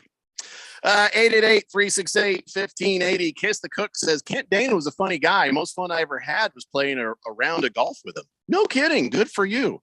And see, he was witty. He was nice and down to earth. He was all those things you were hoping he would be if you watched him on TV. Yeah. Watermelon said, so Jeffrey, you did a good job of keeping your eyes up when you met Kent Dana, huh? You would have noticed a 55-year-old balls hanging out of his shorts if you hadn't. Wait, I'm 51. Mine are fine. I don't think that's universal, is all I'm saying. I mean, Ralph's might be down to his ankles by now, but mine are tight and right up there. Yeah. Just fine. Too much info. Well, I just needed to defend my nuts. Yeah. Lost Toby says 0-14. What is the record of the Seattle Sea Chickens through their first 14 games in 22-23 season? Did I win? Close. No. Heavy Metal Maniac says, can we just ban all Laker fans from this wonderful radio station? Kill your listenership. You don't want to do that. We got two guys in you, Ralph, that are Lakers fans. Like I said, it would kill your listenership. I'm sorry. was too easy. That was too easy. You can give me a softball. I'm going to hit it. Just Tip says, Jeffrey, you might want Keon or Izzy to read this text. Well, they can't see it. That's not how the text works. Yeah. It's on one screen and we don't have it. He says it's about Yankees domination over the Dodgers. In that same time period, the Dodgers went 0-14. The Yankees were first in the AL East 15 times, but they won 5 World Series. So suck it, Doyers. Yeah, whatever. The Yankees are they're like the Raider fans. They talk about the past. I like your Lakey. Wait. Wait a minute. All right, next topic. All right. Well, we better move on from the Suns. I don't think there's anything new to be talked about on that. I guess it's just a wait and see and see what Monty comes up with, what the boys are able to put together, and let's see if we can get that thing done with or without Devin Booker. But how about Jimmy Butler last night? Holy moly. That was two things. One, a hell of a game by him. Part of Trae Young came back. Part of him came back. He had 25 points. Then he's like, except for the 10 turnovers. Oh, okay. What is wrong with Trae Young, guys? What is going on there? I really think that he's forcing it. He feels like he has to do more to get this team in a position where they have to win, and he's forcing it. He's forcing passes. He's trying to beat double teams by himself in some situations. That's not what this team is built to do. But I do think that they are feeling the loss of Clint Capella because they don't really have another big man to turn to outside of him, unfortunately. And so it really is hurting the way that the team works. And I do think that Nate McMillan made some adjustments for Atlanta to try and go outside of the pick and roll game a little bit, get some of these other guys involved. But without that dynamic of the pick and roll, which is what their entire offense is based off of, Trae Young has to make stuff happen, and he's forcing a lot that he normally wouldn't. Well, Mr. Baby Sweaty Hair is going to have probably better luck at home because that they are 20-3 at home in the regular season. So the Atlanta Hawks, yeah, they'll probably win both games if they can pull their heads out, but they need to win a game in Miami, and that looks just about impossible for this team the way that game went down last night. And it is all over if the Heat win one in Atlanta, guaranteed. As far as the Grizzlies go, well, not bad. Not a bad little blowout there over the Minnesota Timber Pups. Notice all those Minnesota fans have gotten suspiciously quiet today on the text line, and that's fine. But tell you what, the officials might have won that game. 20 fouls in just the first quarter. Yeah, I don't know. Listen, we got more to talk about when we come back. It's the Daily Blender here on 1580 The Fanatic. If you're an IT professional looking for an opportunity with great benefits and the freedom to creatively solve problems in a career with great growth potential and a team environment, look no further than Affinity Technology. Serving the Valley since 1992, Affinity Technology is looking for a level 1 tech to develop and deliver excellent solutions and outstanding customer service. Visit atechaz.com/jobs and get started with your future today. That's atechaz.com/jobs. NASCAR Championship weekend is back at Phoenix Raceway. Drivers will put it all on the line to claim NASCAR greatness. The Truck Series Championship kick things off Friday night under the lights. We're going to tear it up tonight. Followed by an action-packed Saturday, where fans will witness an ARCA and Xfinity Series Championship doubleheader. Don't miss out on the action November 4th and 5th. Get your tickets now for NASCAR Championship weekend at PhoenixRaceway.com or call 866-408-RACE. When you run a business, you need to be in control. And while you can't control everything that happens in the world of business, you can definitely take control of your utility expenses with the help of Harmon Solar. Give them a call and see how your company can save up to 80% on that monthly electric bill with zero down and no payments for 12 months. Harmon Solar is a local family-owned company that uses top-of-the-line equipment. Call Harmon Solar, 800-281-3189. That's 800-281-3189. Or go to harmonsolar.com. You've been putting back a few, and a few becomes a few too many. For a moment, you think of calling for a ride, but nah, you live nearby. What's the worst that could happen? You get pulled over, your insurance goes up, you lose your license, you total your car, you kill someone. The results of driving drunk are tragic. That's why law enforcement is out there looking for impaired drivers to save lives. So if you think you're okay to drive after a few drinks, think again. Drive sober or get pulled over. Paid for by NHTSA.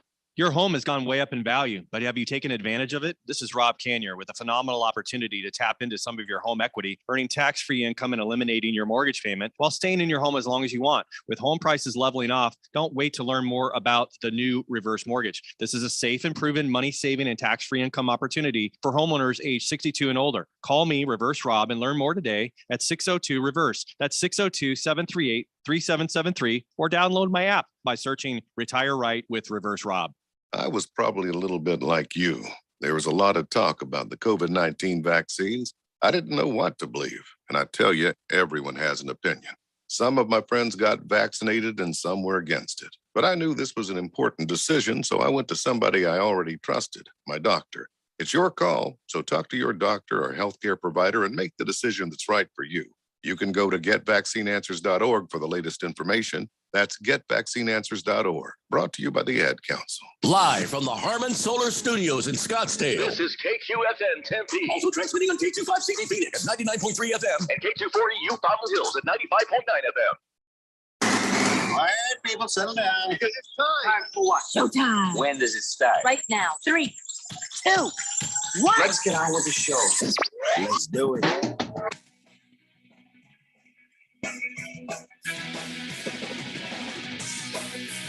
All right, everybody, it's 4 o'clock here on the Daily Blender. I'm your good friend, your radio pal, Jeffrey O'Brien, not alongside Randy White. He's on vacation. I just got word from him. He has killed 0 turkeys and has left the Carolinas, is now hanging out with his son in a undisclosed location, raising hell. But we got Ralph from Harmon Solar hanging out with us. We got Izzy there as well. Keon Rose in the control room, and you guys are on the Fanatic text line, 888-368-1580, as we broadcast live in the Harmon Solar studio in Scottsdale. And we'll keep talking some NBA if you guys want to. People on the text line still have plenty to say. Augie says, why would you want to ban the fans of a 17-time championship NBA team? I'm saying. And then Augie says, Lost Toby says, Laker fans are not a protected class. Check with HR, bring the ban hammer. All right. Well, as long as you check with HR, it's good enough for us. Good Cat says, hello, all. Hello, Good Cat. Hello, Good Cat. Hefty Lefty says, I miss the Hawks team that turned that stadium into the highlight factory. That team was so much fun to watch. Couldn't win in the playoffs worth a damn, but boy, they were sure entertaining. By the way, what is the big difference between the Hawks this year and even last year, who got to the conference finals? Is it just that is it just the Heat have figured out how to contain Trae Young? Is that the only thing, or are they missing some pieces that they had last year? I think it's more of what the Heat have been able to do, because the Hawks have pretty much everybody that they had. In fact, they've even got an extra person. I know John Collins isn't 100%, but DeAndre Hunter, who they expected big things from last year, he got hurt when they drafted him. He had a really good game yesterday. 16 points. For a player who's in his first NBA playoffs. I think that this is about the Miami Heat and how good they are defensively. You've got Bam Adebayo at the basket. You've got Kyle Lowry, who is a very good defender when it comes to going up against other point guards. You got PJ Tucker, who left Milwaukee and went to Miami, which surprised a lot of people. You thought he'd go back to Milwaukee and try and run it back. He went to Miami and took his defensive presence over there. So you just have a really, really good. And Jimmy Butler is also a fantastic perimeter defender as well. So you've got a really, really good defensive unit with the Miami Heat. And then when you can get a performance like that out of Jimmy, going to be tough to beat. Well, all right. So that explains that. And what's going on between the Grizzlies and the Timberwolves? Is this just going to be a duke out? Is this going to be a thing where one team's going to be kicking the other team's butt on a night-to-night basis, just going back and forth? Or how do you call this series right now? What are you seeing that gives you an idea of how this thing's going to end? Will it go 7? What's going on there? And at least on the Minnesota Timberwolves side, Cat just didn't perform, at least on the defensive side. When you look at the game John Morant had an amazing game, but in some of those highlights, he's getting into the lane and he's body to body to Karl Anthony Towns and he's making these shots. He's draining them in. The defensive side on the Timberwolves is just awful. And D'Lo still struggling again.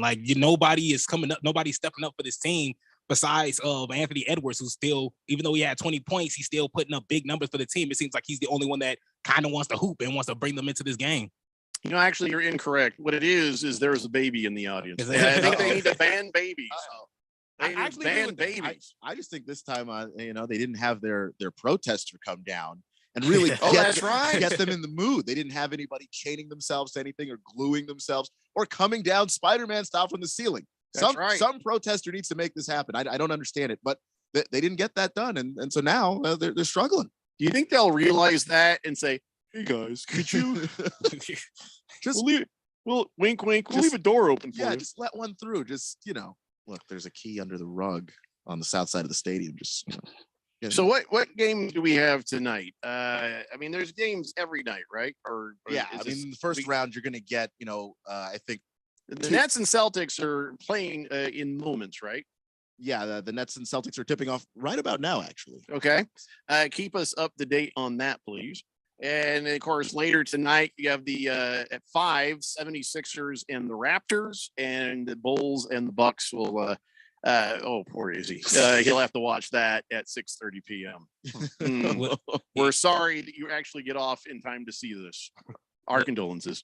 Look, if I disappear, if I just don't show up, it's because the Bulls just got slaughtered. Don't even use that as an excuse. And it's just the emotional. I just can't take it emotionally.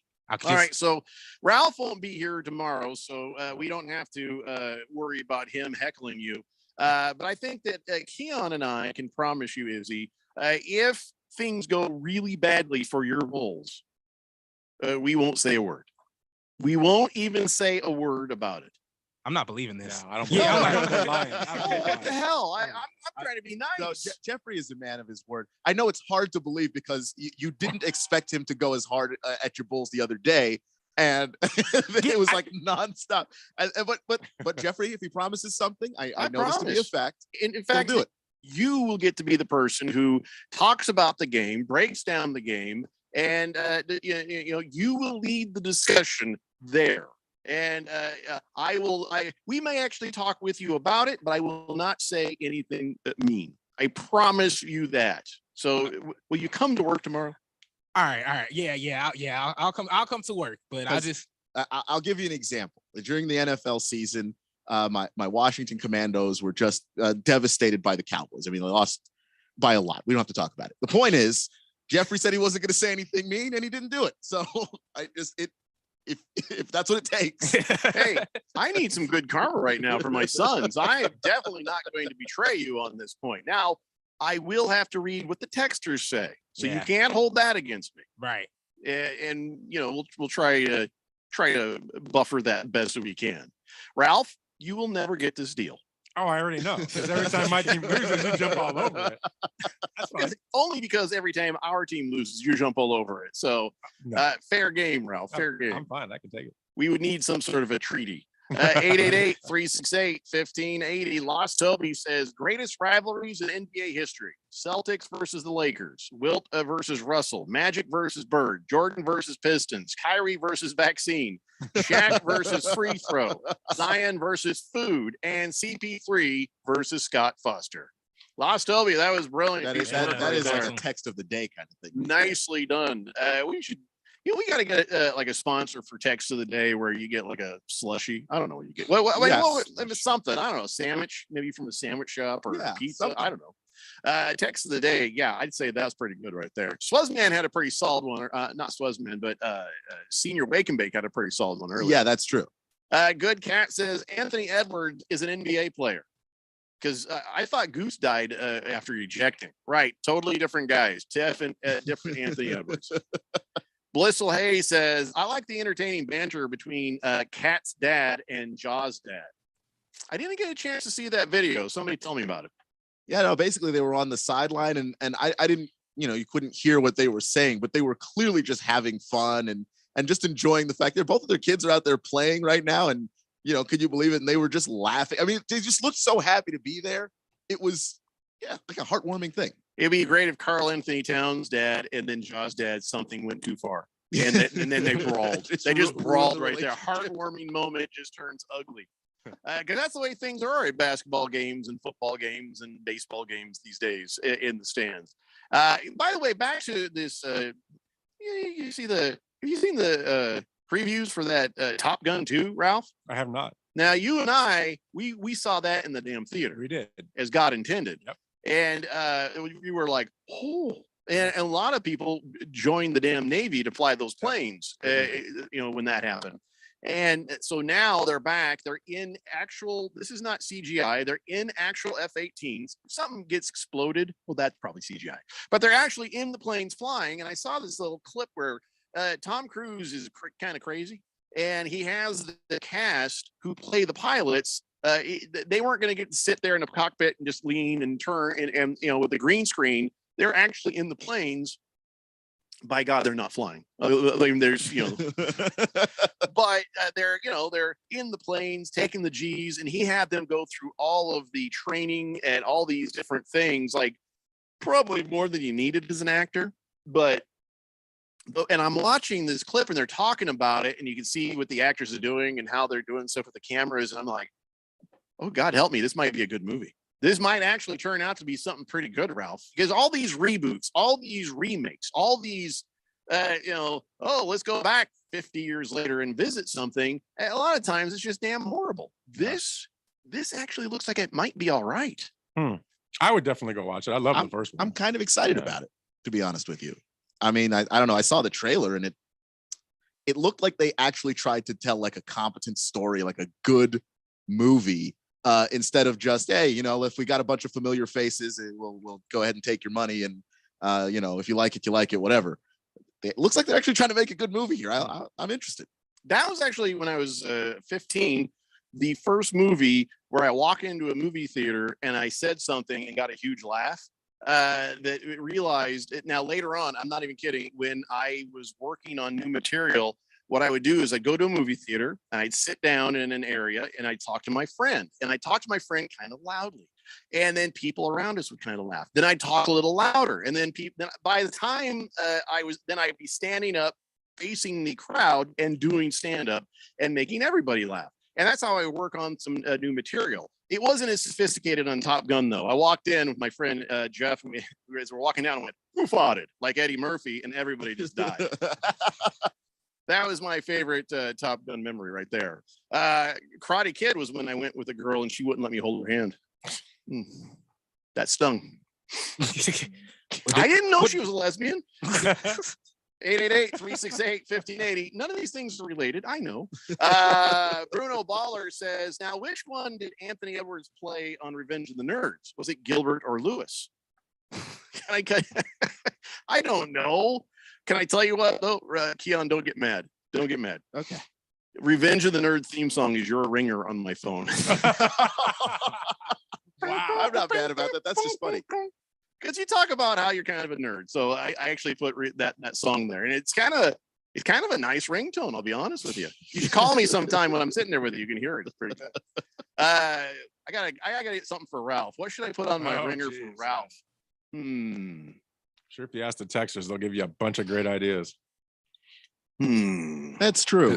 Fourth Dimension. What song should Jeffrey have in his ringtone? While they work on that, let's talk about your Lakers on the HBO. Have you been watching The Winning Time? Have you watched the portrayal of the Lakers in the 80s? Do you even know what I'm talking about? I do, but I haven't watched it. Okay, well, I'm not going to spoil it for you.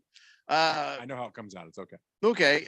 Well, no, what I mean is there's stuff in there that you're probably going to be surprised by, and that is that they made Jerry West look like a drunken anger ball. Like they've got scenes where he's throwing the Larry O'Brien trophy through a window, and he's screaming at people, and he's just out of control. And everybody's saying, "Well, wait, that didn't happen. Jerry West was a sweet, nice guy. He's a soft-spoken, thoughtful person." And a bunch of players and employees have already signed something saying, yeah, that's not right. And the reason they needed to do that is because Jerry West is demanding a retraction and an apology over how horrible they made him look. Now, here's the thing. When they made The Crown on Netflix, the royal family's like, that's not how it happened. We don't like that. But because at the beginning they say this is a dramatization based on real events. Well, they're doing the same thing with Winning Time on HBO, but Jerry West's lawyers say, well, they're not completely protected by that because they think that the series creators acted with legal malice because many scenes in the show purported his rage didn't even appear in the book. So now he's like, okay, I'm not mad at the guy who wrote the book because none of that was in there. Whoever's producing this is purposely trying to just make Jerry West look horrific. And so that's what he is complaining about. I don't know how to feel about this. On one hand, I understand because it's like, whoa, that's not how it was. That's not right. And I'm not like that. You're making me look, horrible. But the other part of that is sometimes you just come out and say, yeah, for the record, none of that stuff happened. Here are the people who agree with me, and up yours, HBO. But getting lawyers involved and stuff, I don't know, guys. What do you think? Jerry West, should he be legally pushing HBO for an apology and a retraction, or should he just let this roll off his back? I think personally he should let it roll off of his back, just because anybody who knows basketball knows Jerry West to be a classy individual. A guy that is very thoughtful. He thinks before he says anything. The person being portrayed in that show just couldn't possibly be Jerry West on any level if you've ever heard him speak for any amount of time. But I also know Jerry West has trouble letting stuff go. He's not the kind of person who could actually let that roll off of his back. I mean, he talked about how, he went to all those NBA finals and didn't win them. And he says they still haunt him to this day. He's not somebody who can let go of anything, really. So when he sees himself being portrayed that way, he goes into attack mode. For him, this is part of his legacy. This is part of his name. And he's not going to just let that go quietly. Someone's going to have to say they're sorry before Jerry West is happy. And I don't think that's necessarily unfair. Not going to happen from HBO. I mean, what are your choices? You reshoot those scenes, you edit the show so that's not in there. You offer a public apology. I guess, it doesn't cost them a penny to offer a public apology saying, yeah, we went a little too far. Sorry about that with that character. It was just supposed to be, this is supposed to be comedy as much as it is kind of a biographic kind of thing. So sorry about that. And then they change nothing. Well, most people don't care about this and won't ever hear about this, but maybe it'll be enough to make Jerry West happy. Is that enough to make him happy? Or should he be demanding, hey, cut those scenes out because that never happened and that's not fair? Should he get his way and have them cut that out? I don't think they should have scenes cut out at all. I think they should keep him, and I think he should get a public apology, if anything. Like him, even Kareem came out. There was a moment where he cussed out a kid, or he made a swear word to a kid, and he said that never happened. But Kareem can most definitely, say that and forget about it like nothing happened. Jerry West, unfortunately, the logo, the face of the Lakers franchise. You're putting this man in a really, really bad light. I think he does need he's owed an apology. Well, I'm surprised at how quiet you've been about this, Ralph. I just wanted to hear what everybody had to say, but so I can say what I have to say. I agree. I don't think they should cut things out of the thing. I just think they need to make a public apology. I think it's hard enough living in spotlight as it is, and to sit there and defame a guy's character like that, especially a guy like that, just a good guy, that's wrong. And you shouldn't allow Hollywood just to do whatever the heck they want to do. So I think something needs to be said. There needs to be an apology. And as far as Kareem, I saw him abuse a child in the movie Airplane. So I'm gonna challenge that. Even though I love Kareem, I did watch that. Hey, it's Kareem Abdul-Jabbar. How did he abuse the kid? I don't Remember he remember. grabbed him in the cockpit. That's not abuse. Yeah, because he got mad at his dad because his dad said he wouldn't put his butt up and down the That's court. right. You tried dragging Yeah. these guys up and down the court all night. Thought I'd throw that extra. I'll tell you who you go for abuse, but he's dead now, is the other guy. 888-368-1580. Ralph's ringtone should be Fish Tank's Lakers song. Why didn't we think about that? Do we have that in the system? We don't. Oh, that's Darn. Randy's got that. Darn. You're right. I gotta get it. Yeah, I've got a copy in my email. So yeah. I'm gonna use if the you long find version. it, you send it to me. We'll play it. Okay. We'll be for sure have that ready for Friday. Dedication right there. Hefty Lefty says, Ralph, it's like 90 degrees outside. Why are you wearing a sweatshirt on? Are your pits really that sweaty, or does Harman Solar save the station so much money on energy bills they keep it at 60 degrees all the time there? This studio is like an ice box. I mean, it is so cold in here that you need to get a North Face parka sometime. So yeah, that's why I'm wearing it. Boo-hoo. Yeah, it's cold. I mean, he's got the Yeah, jacket on. Guys, right there behind the door is the thermostat. Just saying. Huh? I mean, between the two of you, you can figure it out. No. Swazman says, well, okay, we're going to talk about that later. I'll come back around to you, Swazman. Against the spread says, Suns are going to be fine, and Booker will rest until the next round. Keep the faith, Vow the Sun, and bet the Suns on the money line Friday night. Okay, well, against the spread very rarely is wrong. So if he's talking bets, and I bet the line has moved the other direction, that would make the Suns bet, a little more profitable than it would have been otherwise. So good eye, good ear, and way to go against the spread. Thank you for that. I believe the Pelicans are favored in the next game by a point. I think that's a mistake. Really? But I'll tell you what, jump on it, take advantage where you can. I would think, and I'm not going to put words in his mouth, but I would think that Josh Albaum would love to take the Suns in this bet. Senior Wake and Bake says Almond Joy's got nuts. Ralph don't. Jagdog says, wow, what? Random. Keon, you don't get to watch Top Gun 2 until you see the Three Amigos. Did you watch it yet? I have not seen it yet. Oh my gosh. I've been going through a moving process, trying to move, so I just haven't had time to really sit down. I haven't watched anything outside of basketball in the last couple weeks. You're moving? I'm trying to get the process started. I'm doing a lot of apartment hunting in my free time. I'm going to view them and all that stuff and calling people. It's like you got to give us at least 2 weeks notice, right? No, I'm not leaving Phoenix. Okay, I'm moving to a less crappy apartment in Phoenix. You understand how I could come to this feeling because Kaler quit on us like that. And Phil actually he left because of he had a job with Sirius XM. So just saying, you got to at least give us 2 weeks notice. Okay, I'd rather not, or I will ruin you in this business. I don't even think I'm leaving Tempe. So just don't forget what I just said, guys. All of you. I will ruin you in this business. Don't worry, I'm not going anywhere. I have separation anxiety. I wasn't talking to you. I moved across the country to be here and cleaned myself out doing it. Trust me, I'm here Ralph, to stay. I think we already ruined you in this business. Don't worry. It's done.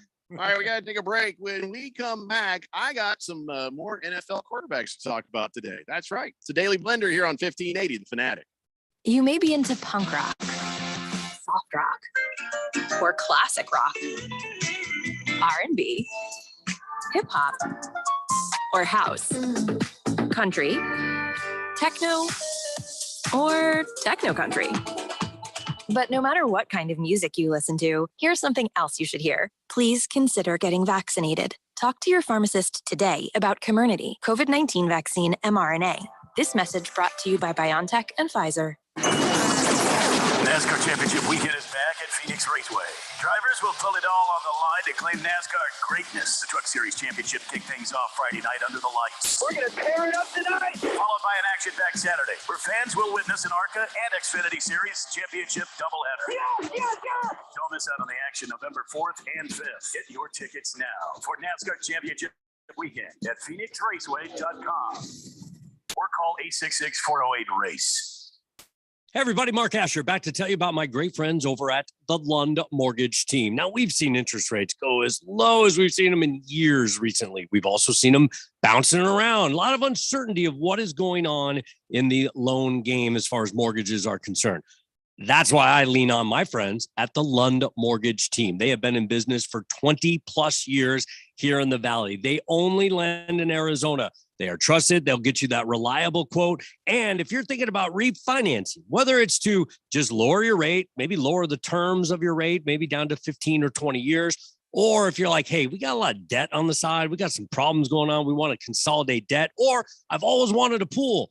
Now's the time to do it. Take some of that equity out, refinance, and get things done around your house that you want. But you got to use the best in the business. That's the Lund Mortgage Team. 623-875-9940, 623-875-9940, or check them out online, lundmortgage.com.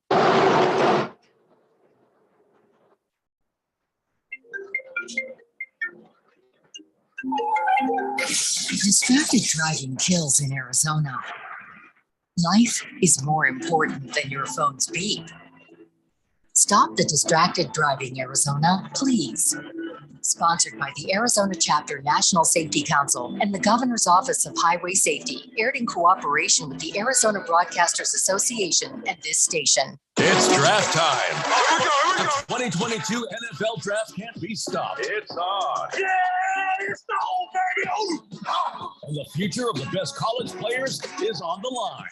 Who's going to which team? Find out with our draft coverage. We're the first pick. Listen for updates, the latest info, and breaking news from the NFL. Your home for the NFL for the Valley is 1580 and 99.3. The Fanatic. The Fanatic. The Fanatic.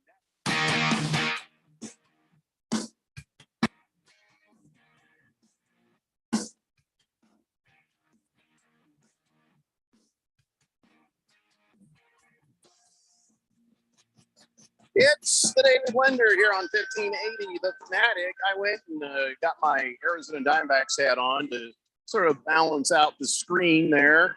Hey, here's what you see. Arizona Diamondbacks hat, a Dodgers hat, and you got two teams who will have very different seasons, but same result in the end. No World Series trophy. Dream. Bang, bang, bang, bang. Fish Tank says, you know, that vaccination commercial you guys run is kind of strange, but for the record, if you listen to country music, please don't get vaccinated. We don't need more of you. Wow. God, that sounds like something I would say. Yes, it does. So yeah, and here's the thing. I heard that commercial and I was thinking about it too. It's like, this is brought to you by Pfizer, Moderna. And I'm like, or just Pfizer. And I was like, what? I want to see some attack ads between the two vaccine companies. You know, Moderna puts in puppy spleens in their vaccines. I wouldn't care. I'd be happy. Swazzman says, I'm a dog walker here in the Valley. Tell Keon that there are great apartments for a good value in East Phoenix on the Scottsdale border, plus South Scottsdale, or the very north of Tempe right there. He says, I know. Yeah. Okay, so are you talking about like the Thomas and 64th Street area? There's a couple of decent little places in there, but there's also some kind of scary areas in there too, Swaz man. I don't know. What are you laughing at? So why is that funny? I'd still have. I'm staying in Phoenix as well, and I have yet to see like a odd stranger or a weird occurrence out here in Phoenix. It's weird to hear like a weird. There's different spots. What are your cross streets where you're at? I had to get off at 51st and Thomas. 51st and Thomas. Street? Yeah. Okay, that. Wow. Swazman says Thomas is 64th Street. Exactly. Yeah, I know those apartments. There's some decent apartments in there, Keon. So you might want to expand your search there. Stay the hell out of Izzy's. That's okay. I don't know because they fixed up some parts of Phoenix. Here's one truth. Stay out of Buckeye. Another truth. Don't go too far west. That's all I'm going to say. 888-368-1580. Lost Toby says, can we pay Ralph to leave? Yes. Well, we don't pay Ralph to be here to begin with, so of course he'll take the money. He's making a profit if you pay him to leave. Yeah, I'll take it. Quitter Kaler says, no spoilers on the winning time, but I think something's going to happen to the, he says, to the Irvin Johnson character. His charisma is not the only thing that's contagious. Oh my God. Well, that's how we know he did work on the blender. Pro Dog says Val Kilmer couldn't do Iceman in Top Gun 2 unless they changed his call sign to Ice Cream Man. Wow. Well, it's not a spoiler, but I think he is represented in the show that he became an admiral or something like that. Which, if you remember the original character, I ain't buying that crap. Hamilton Porter says the Larry Bird episode this week of the HBO show was amazing. Just the Tip says Top Gun 2 ain't no memories of murder. The thing is, the movie you better strap your boots on for. What the hell's memories of murder? It's a movie I said I liked once on Twitter. And I think Just the Tip was like, you were watching this instead of The Three Amigos. Which no, because I'd watched that movie like 10 years ago. I just liked it and someone posted about it, so I retweeted it. I don't know. Just watch the damn movie. I will when I get done with all of the crap that I'm dealing with right now. Blah, blah, blah, blah. Just haven't had the time. I haven't watched any movie. That was just my long, awkward pause of disapproval. Ukla Lamont says, how about for Ralph, the ringertone should be I'm a loser, baby. By Beck. Great song, too. Good Cat says, Jeffrey, did you work clean when you did stand up? I was, occasionally there'd be a word here or there, but I could work clean and I didn't work that dirty. I mean, just I probably off air have a fouler mouth now than I did back then. And the thing is, when I was young and skinny and 18 and 19 years old, those words wouldn't come naturally out of that face. If people would have just been turned off by it. So I worked pretty clean. There was occasional words for emphasis, but as I got older, those words flew a little bit easier, I guess. But, the whole idea was just to be funny, not to be foul. So you weren't Sam Kinison, but you weren't Bill Cosby. Exactly. Well, no, I wasn't Bill Cosby in any way. Let's see. Just the Tip says on 420 at 420, Jeffrey read a text from Wake and Bake. You can't make this bleep up. Who's sitting there with a watch?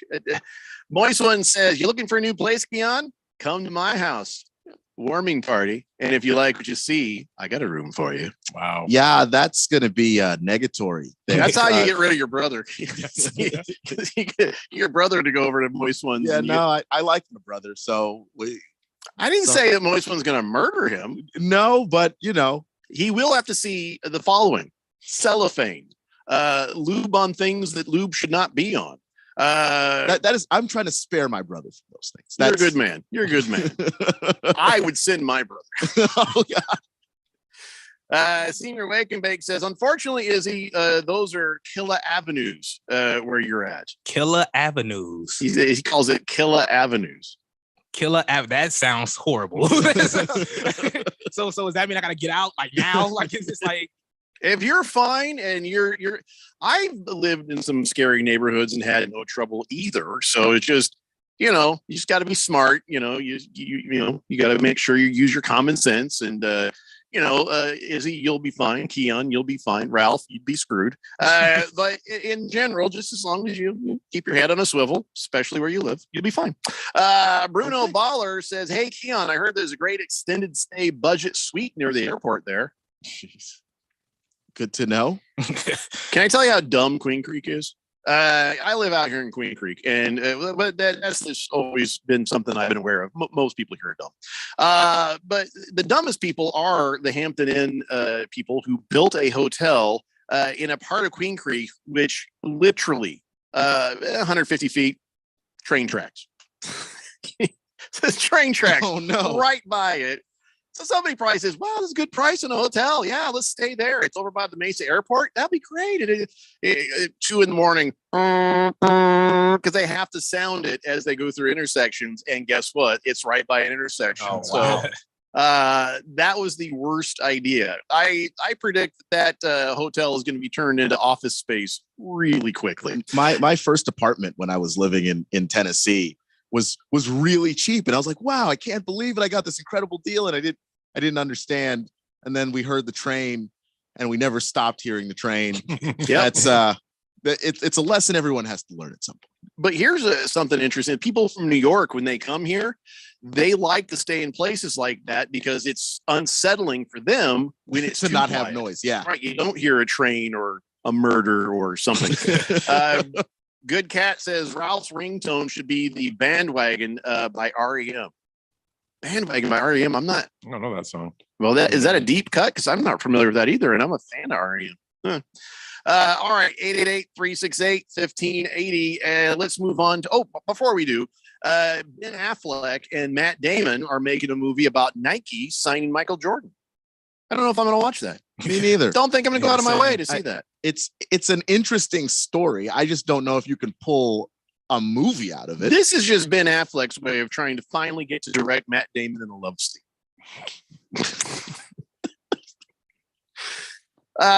So here's what the story is. They're making a movie about Sonny Vaccaro trying to get this partnership with Michael Jordan in the mid-'80s. Now, remember, Michael Jordan was a hot new athlete, but he wasn't like Michael Jordan yet. And at the same time, Nike wasn't very popular. They were third place as a shoe company at that time. So the movie's going to show how he was relentless in his efforts to get Michael to come on with Nike. He went after his parents, his coaches, his advisors, his friends. And here's the thing about the movie. You never see Michael Jordan in the entire thing. And then, of course, Matt Damon plays Sonny, Ben Affleck directs. So I don't know how this is even good. How is this even going to be entertaining? I have no idea. I'm trying to figure out what the draw is, but I don't know. It's an interesting story. I remember, watching The Last Dance, and they talked about that a little bit, when they were talking about Michael early entering the league.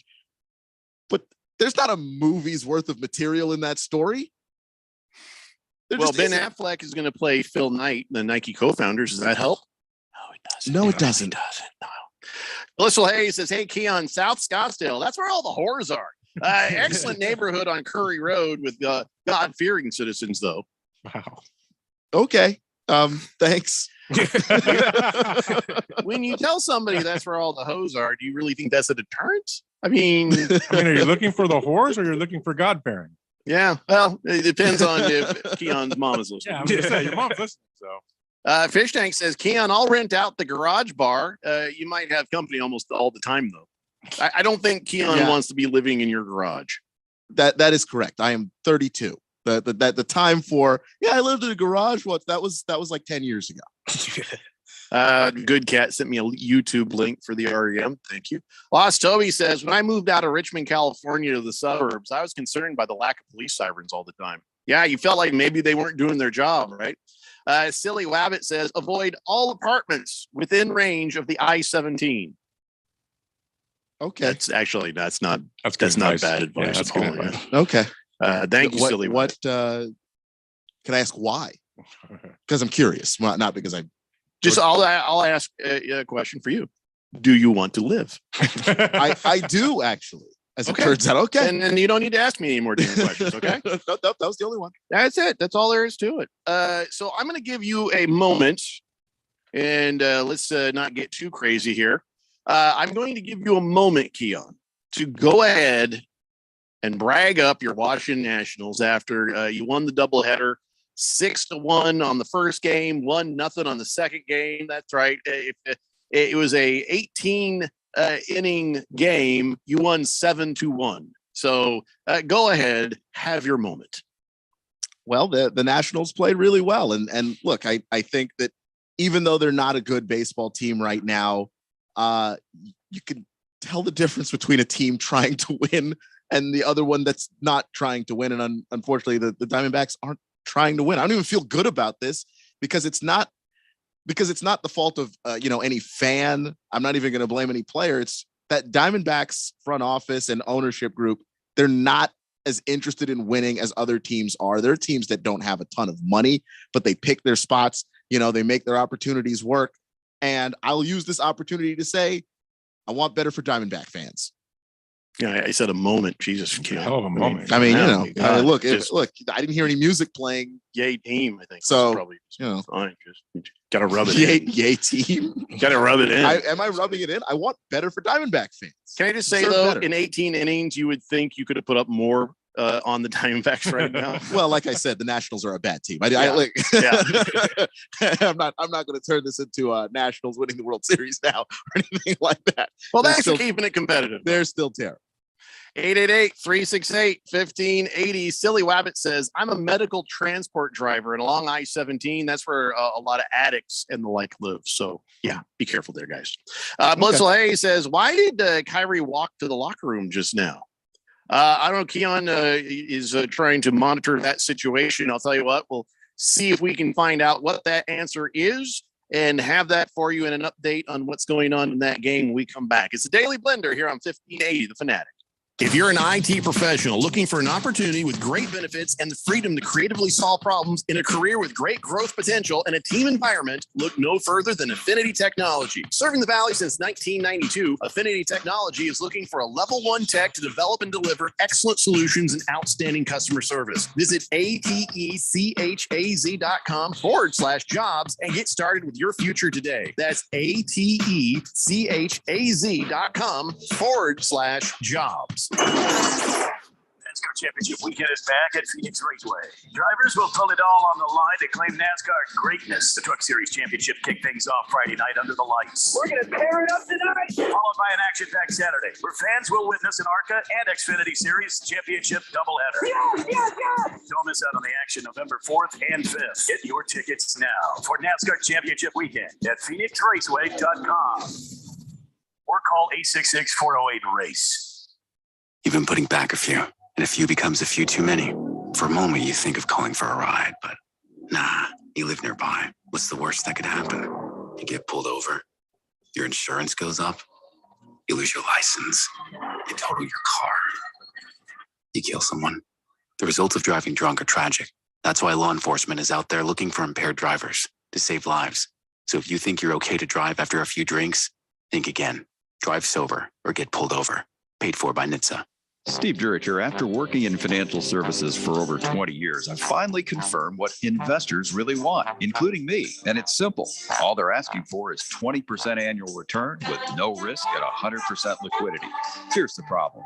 A money market is safe and liquid, but offers almost zero yield. Mutual funds and ETFs are liquid with upside potential, but aren't safe.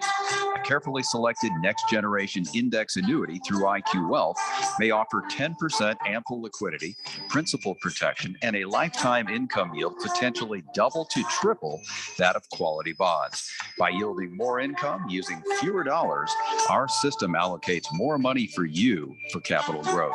It's a winning combination. Call leading annuity authority Steve Jurich now, 480-902-3333. Guarantees rely on the claims paying ability of the insurer, so So compare with Steve. 480-902-3333. Call Steve now. If it's local, We talk about it. 1580 and 99.3. The Fanatic.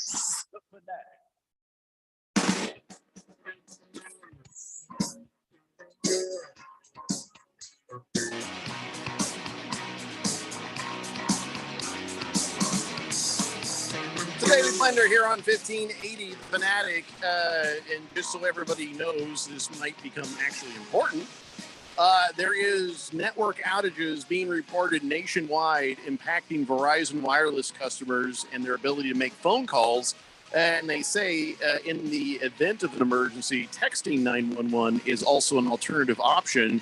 And all I can think is, well, wouldn't I be using Verizon to text too? So screaming out the window is probably your best option at that point. But, try whatever you can. But that was actually a tweet by the Gilbert Police Department. So anyway, 888-368-1580. And if your phone's been acting weird, mine has.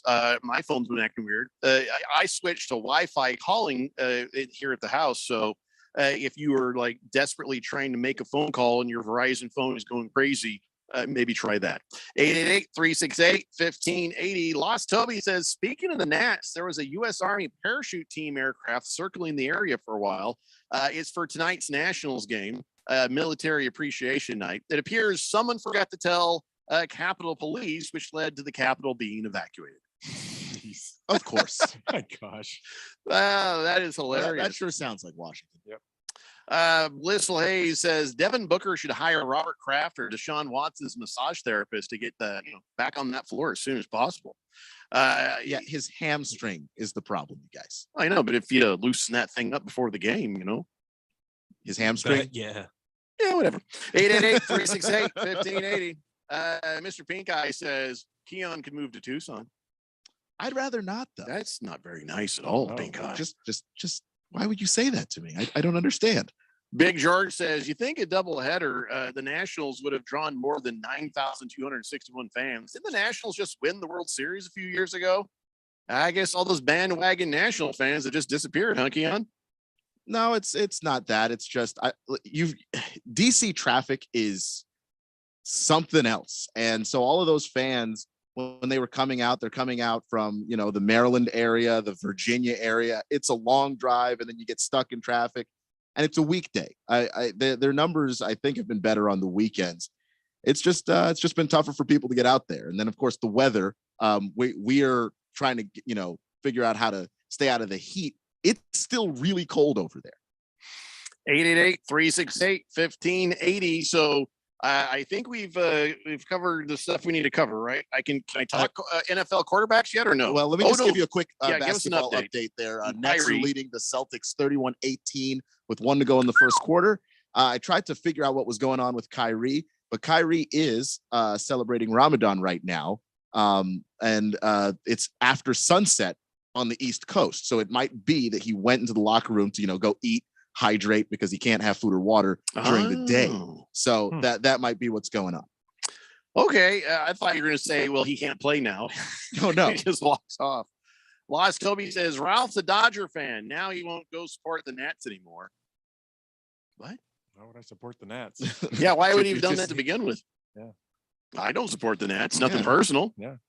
I don't support the Chicago White Sox. I don't support the Dodgers. I don't support anybody but the Diamondbacks. I do support the Boston Red Sox when they play the Yankees. I always support that because I like when they beat the Yankees. When the Dodgers and the Yankees play, I hope for a meteor. That's that's how that works. So Blissful Hayes says, I think he had the cramps because I saw him eating a banana on the bench there. Yeah, they got potassium, and that's what you do for the when you got a cramp there. I think that's kind of weird, Yeah, only bananas have potassium. Well, does anything else have potassium? I'm pretty sure other things do, but bananas are very high in potassium. So if you just want like a quick boost, then it's the way to go. One time, we when I was at in Gilbert Junior High, I was in 9th grade. And they had a pool. They have a pool over there, and we had swimming in PE class. And I come out of the pool there. We go in the locker room, getting ready to get changed. And my big toe cramped up and went down like that. And I was just like, I was like, oh my God, what the hell? I didn't even know what this was. I was like, how did I break my toe? Nothing happened. I'm just like looking at my foot. I'm like, and then this guy, Gabe Garcia, runs over, grabs my toe and just puts it back into position, which, by the way, hurt even worse. And he said, you got to eat a banana. And he walked away. And if I hadn't been, I was almost going to swing at him for that. Then I was like, no, he's right. It was a batter. No, that was good. Okay. Thanks, Gabe. I'll get a banana. All right. 888-368-1580. Senior Wake and Bake said, hey, Ralph, why don't you go practice Rama? Go the hell away. Now we're getting religious. My goodness. Big George says, I got AT&T, so I'm okay with my cell service. Yeah. Listen, I got Verizon, and generally it's got the best coverage everywhere. That's why, it's a little more expensive, but my kids, at least, I know are safe, except for today. So fat lot of good it did me. Moist One says, your toe looked like Russell Wilson's finger. Yes, it did. Lost Toby says, well, Ralph won't support the Nats because they won one. I assumed he was a fan a few years back. Oh, that's right. You are a notorious bandwagoner. Well, I don't think that he would like the Nats because in 2019 in the National League championship, Nats knocked out the Dodgers. Thank you for that. On their way Yeah, but to the that's World like Series. a second home to Ralph. It's like a second home. I have lived there, so. Oh, see, there you go. There it is. When I lived there, the Nats weren't there, though. So. Yeah, there wasn't a baseball team there. Right. Big George says, stop the presses. Do we have presses? Not here. We're not a newspaper, Big George. Yeah, I'm confused. What do we do? What should we stop, Big George? Because that doesn't seem like it's very productive. And I've got buttons to press, and I'm not going to stop doing that. So, here's what he's on about. Diamondbacks are actually winning a game right now, 1-0 over the Nationals in the third inning. This could be their first win of the week. Damn it, George. Why would you jinx them?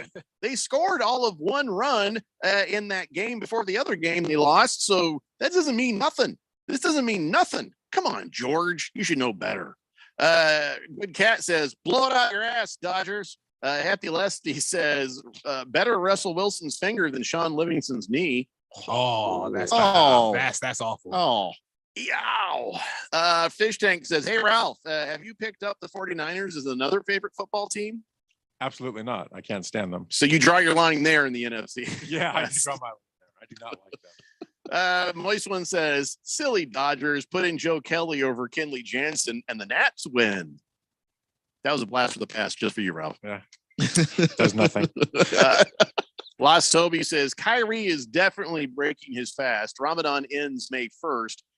So his meals are going to change. Might mess him up the following game. Bet then the under on his scoring the next game. I feel weird making betting decisions based on somebody's religion. You know what I mean? Yeah. We brought it up with Josh Applebaum too. And basically he was like, you feel dirty about it, but you take all the advantages you get. It's information, it's useful, and it helps you bet. So fair enough. If you can't be sentimental about your team or other teams. You just bet the thing that makes you the money, or you just stay the hell out of it, I guess. 888-368-1580. So let's talk some NFL quarterbacks. Ooh, I actually got to it. This is like a record that I actually got to something in the show I wanted to talk about before the end of the show. Incredible. It's a little unsettling. It is because at this point it's like, well, what do we do with the rest of the show? Before I move on, though, I do want to bring up one last thing. Izzy is a badass. Let me tell you why Izzy is a badass. Izzy doesn't know he lives in a bad neighborhood. That's something that makes it. But here's why. Let me tell you, he came from Indianapolis before he got here. Comparatively, Izzy's like, he's like dancing on the street. Hello, everyone. Hello, everyone. Everything's good. Of course, he's not doing that. But so anyways, Izzy is badass. Don't screw with him. 888-368-1580. So Patrick Mahomes, when Tyreek Hill got traded, people are like, ooh, I wonder if they told him about this. I am going to submit for your approval the idea that not only did they tell him, I think that he was okay with it and maybe suggesting it, because when they've asked him now about Juju Smith-Schuster and Marquez Valdez-Scantling joining the Chiefs, and then of course Tyreek Hill going to the Dolphins. His first thing they asked him, so how's it going? How you liking working with these new receivers? He says, I'll tell you what, the biggest thing you see actually from throwing to all these guys is we have a lot of size in the receiving room that we haven't necessarily had in the past. That seems directed at Tyreek Hill, who is 5'10". He's not Kyler Murray short, but when you see him out there, you're like, he's not 5'10". I agree with that. And he doesn't quite look it. But if he was weeping and sad over losing Tyreek Hill, he would not make that statement. He would never say that to a reporter. I don't think he's sad that Tyreek's gone necessarily. But, when you got a guy as fast as Tyreek Hill, does it matter that he's not a big receiver? He's just open all the time.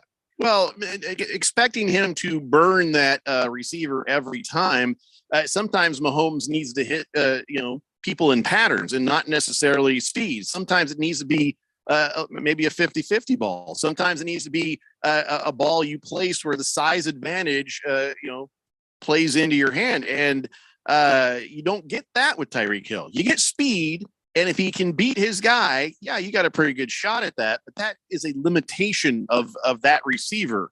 And I know a lot of people like, sign me up for that limitation. Yeah. But the way, Patrick Mahomes plays the game, size is going to make a huge difference in him winning some games, I think. It will. To me, as an observer of this, I just can't imagine why you wouldn't want both. You didn't have to move on from Tyreek Hill to get those guys, especially Valdez-Scantling. It's not like, cap space, my friend, cap space. Yeah, but I need to, look up the contracts there, but I don't think Valdez-Scantling is making anything in the ballpark of what Tyreek Hill, wound up getting. So I don't know. I just feel like you could have had both. You also know that they have draft picks. So, and as you have said over and over, Keon, it's a wide receiver rich draft. Mm-hmm. So they're going to get some other guys too. Yeah. And they're definitely some speed guys. Exactly. Replace that speedster with a rookie contract speedster. But the fact that he's mentioning it makes you really, because the other day he said he was surprised, and well, me? Yeah, I don't know how truly surprised he was. Maybe they said, hey, look, it could happen. If someone makes a good enough offer, it could happen. But I just don't think you take a guy's best weapon away. You're paying him $500 million and you don't tell him. That just seems like it doesn't make any sense. I told you the other day, Tyreek Hill was when he was traded, that Patrick Mahomes knew. He knew before it happened. He knew he probably had a say in it happening. He was completely on. And when they asked him, and he's like, well, I was very surprised. That was just so he could still be friendly with Tyreek Hill. Something changed from that moment to this moment where he's talking about, there's some size in the receiving room we not necessarily had in the past. You teeny little short bastard, talking about you in your initials are TH. Okay. This seemed very specific. No one has Tyreek's speed, but Marquez Valdez-Scantling is not exactly a turtle. That dude can move too. So he'll get open, and he's a fantastic route runner. So, there'll be opportunities to throw that guy the ball. Hey, Ralph, were you surprised when the NFL disapproved Geno Smith's contract with the Seahawks? You know why? They're like, oh, bless your heart, Seahawks. Oh no. They were probably shocked they were giving him money. Yeah. You realize you could pay him in like coupons. Yeah, you could gift cards. And why would you even bring him back? You've got Drew Lock. What are you kidding me? Oh, you got Jacob Eason too. Drew Lock is the second coming of probably Tom Brady. Just haven't seen it yet. Did anybody figure out why, what the issue was with the contract? I have yet to see anything pop back up. It was too much, I'll tell you that. They were giving him like $3.5 million, which last year I think he got 1.1. No, Pete Carroll's like, okay, how much? $88? $89? What's the problem, NFL? It doesn't make sense. This doesn't happen very often that they step in and disapprove a contract. So that is very bizarre. I'm okay with it. Remember the other day we talked about Mid McAdoo, and he was like, I love me. I love me. I love me some Sam Darnold. Oh, there's some magic in that kid. Next day, he's like, hey, what are you thinking about doing with that draft, Mid McAdoo? He's like, I'm a big swing for the fences kind of guy. Thought Sam Darnold was your starting quarterback. Now you're talking about swinging for the fences in the draft. Somebody stop talking to Ben McAdoo, please. But somebody in the Panthers organization pull that man away from a microphone. Like all the media people are like, "Oh, please, Ben, say more," because he's just a spigot. I mean, information just comes out of him.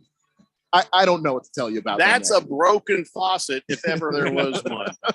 All right, guys, hour 2 is done. Hour 3 is next. We're going to keep going, talking some NFL. It's the Daily Blender here on 1580 The Fanatic.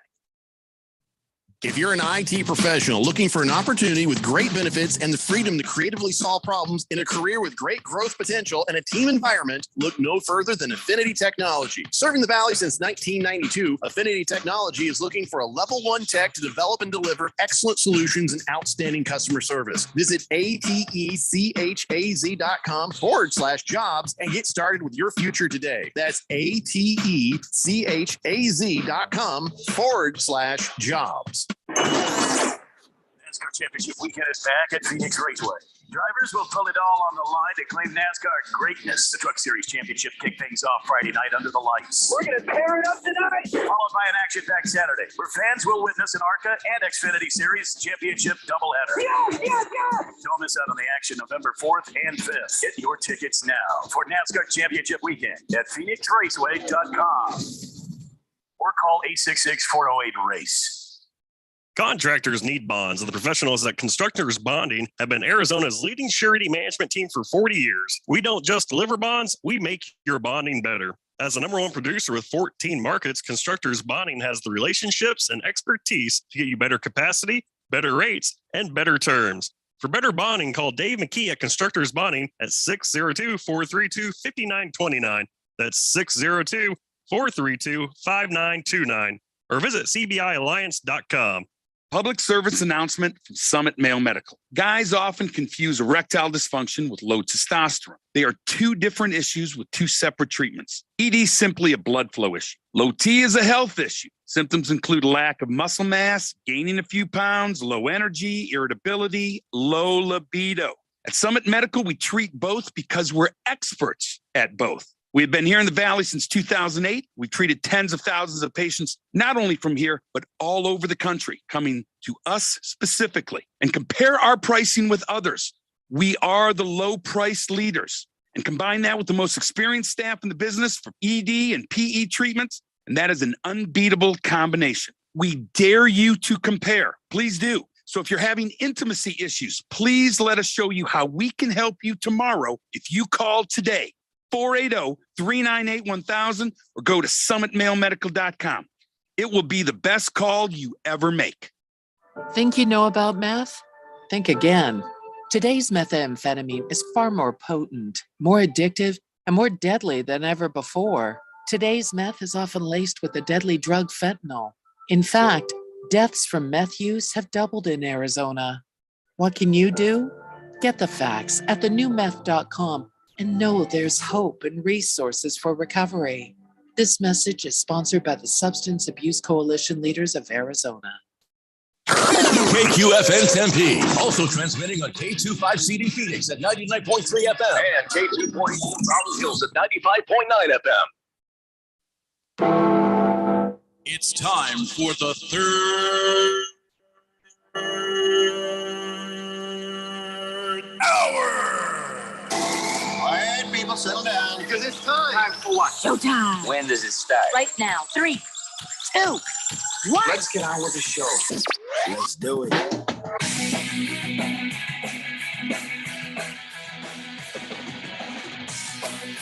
All right, right, buddy, it's 5 o'clock here on the Daily Blender. I'm good friend, your radio pal, Jeffrey O'Brien, not alongside Randy White. He's still on vacation, but we got Ralph from Harmon Solar hanging out. Izzy is here too. We got Keon Rose in the control room, and you guys are on the Fanatic text line, 888-368-1580 as we broadcast live from the Harmon Solar Studios in Scottsdale. Izzy, I find it hard to say your last name when I call you Izzy. Do you go by Izzy Jackson or just Izzy? Just Izzy. Just So, Izzy.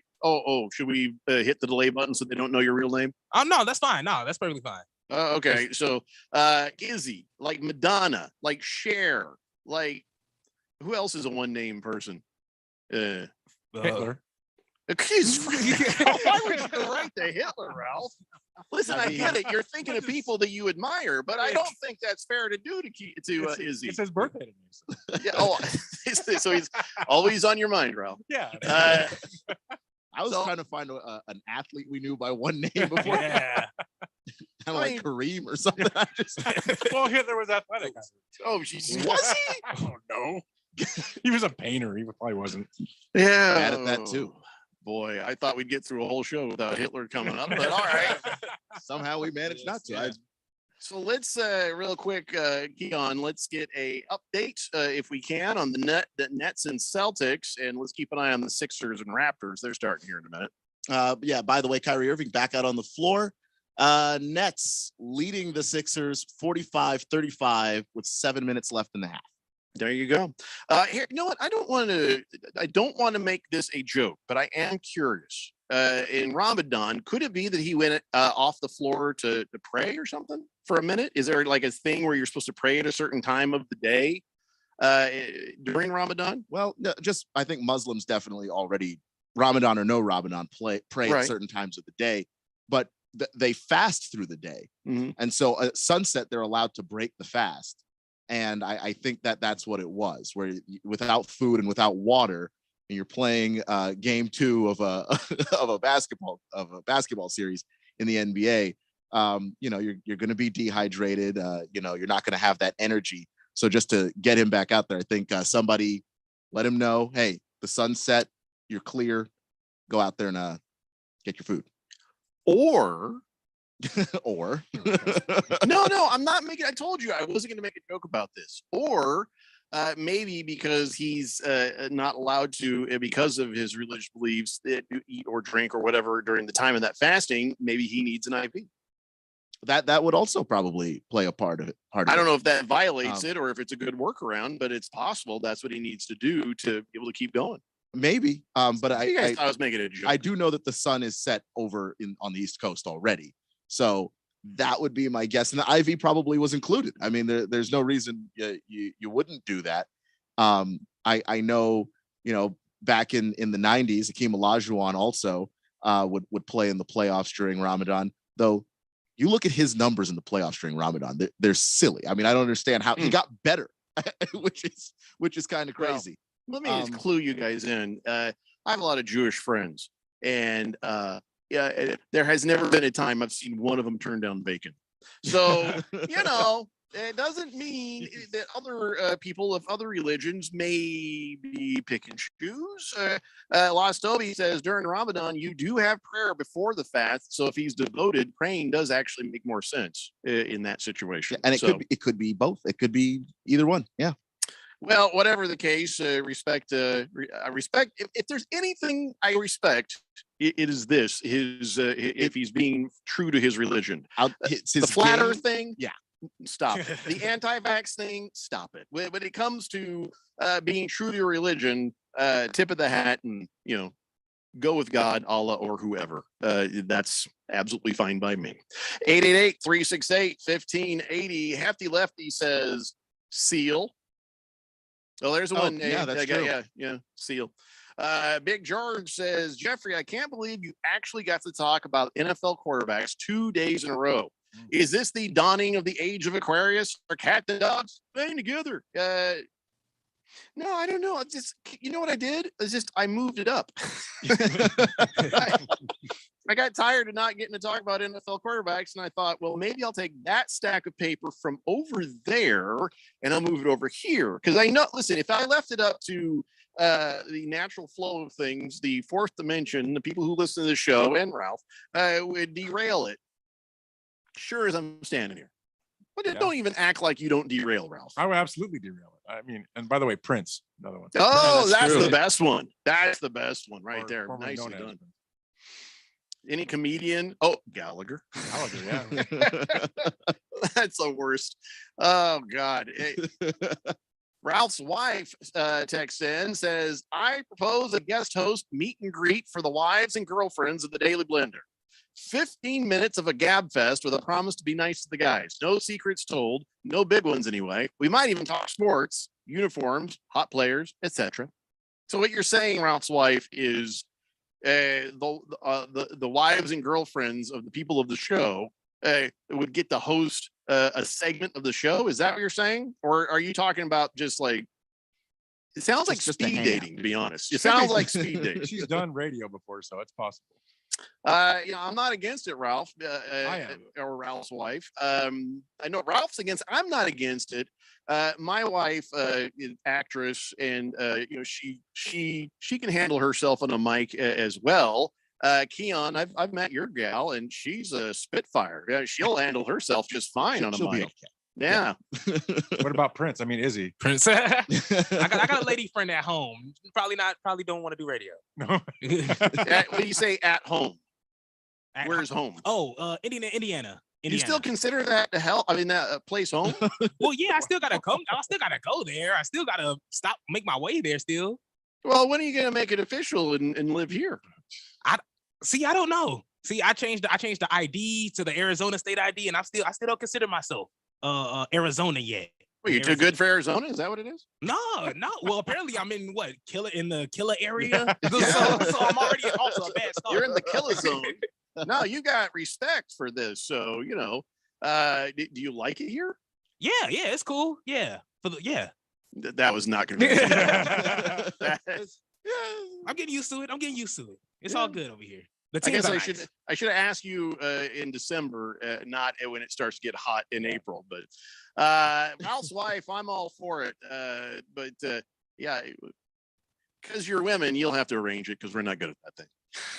We as men don't arrange things very well. What? It's not a digging of a hole. They know if you're going to have like a get together like that, we're not arranging nothing. It's just we're not good at those things. Good Cat says Akeem was amazing. Elijah, but I don't know if you'd really go with him on one name.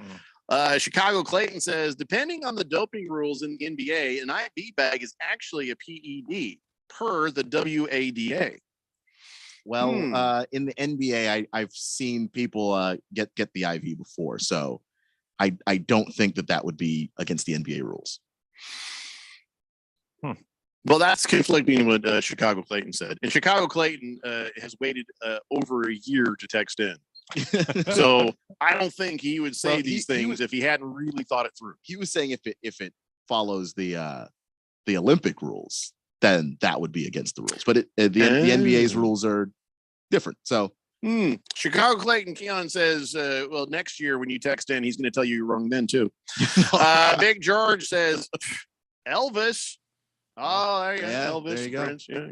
I was meaning like really more current day, is there a one name person you go, oh yeah. I mean, Beyonce. No, but that's a woman. We're talking. As I said, there's no men names. No men names like that. Yeah. But there's Izzy. We got Izzy. Yeah. I'll be the first. I'll be the first of this generation. For as long as you stay in Arizona, I guess. Yeah. Hefty Lefty says the fourth dimension would get to NFL quarterbacks when they start to matter. When training camp opens. Listen, NFL quarterbacks matter all the time. All NFL matters all the time. Big George, no. Fabio, stop. You're making it worse. They're making it worse. Modern day. Oh, no, but Heavy Metal Maniacs made it good. Sting. Yes, Sting. true. It's a good one.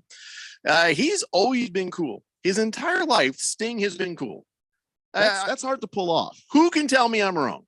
Sting from the Police has always been cool. He was cool in the Police. He was cool as a solo artist. He was cool when he was in the movie Lock, Stock, and Two Smoking Barrels. He was cool when he was in any movie. And then he popped up again in Only Murders in the Building. funny and cool. And that tantric sex thing, all men have to look at that and say, stop it. You're making us look bad, but respect. All around the world. When is it? Sting is just cool. Tell me something wrong with Sting. I dare you. Nobody can say. I won't. I can't think of nothing. I think he has pulled off the damn near impossible life, which is to be cool from start to finish. Almost nobody does that. His name is Gordon, and he's still cool. His name is Gordon, and he parlayed that into being Sting. I mean, and you know how he got the nickname? Do you know how he got the nickname? He was wearing a yellow and black striped t-shirt, and somebody says, Bumblebee, Sting, don't sting me, Sting. And then there's like, oh, I like that, Sting. That's how it came. Bono from U2, I'm pretty sure that Bono is Irish for douchebag. 888 there's one, Bono. That's true. I actually do kind of like U2. I like U2, but he is a douchebag. Yeah, it's just okay. Get over yourself, buddy. You know what I mean? Just turn it down. Oh no, Lost Toby, no. Back's another one. Don't bring up Drake. Yeah, Drake. I don't like Drake. Fighting Wampa says Sting was not cool in Dune. You mean his character, or just was he a bad actor in that one? Well, just the movie original wasn't great, but I don't know. I wouldn't put that on him. Was anybody cool in Dune? I feel like Dune was just that first one. Can I just tell you something? I have not seen it at all. Never seen Dune. Wasn't worth Never. They made a new one. Watch that one. That one's better. Well, why would I watch the new one?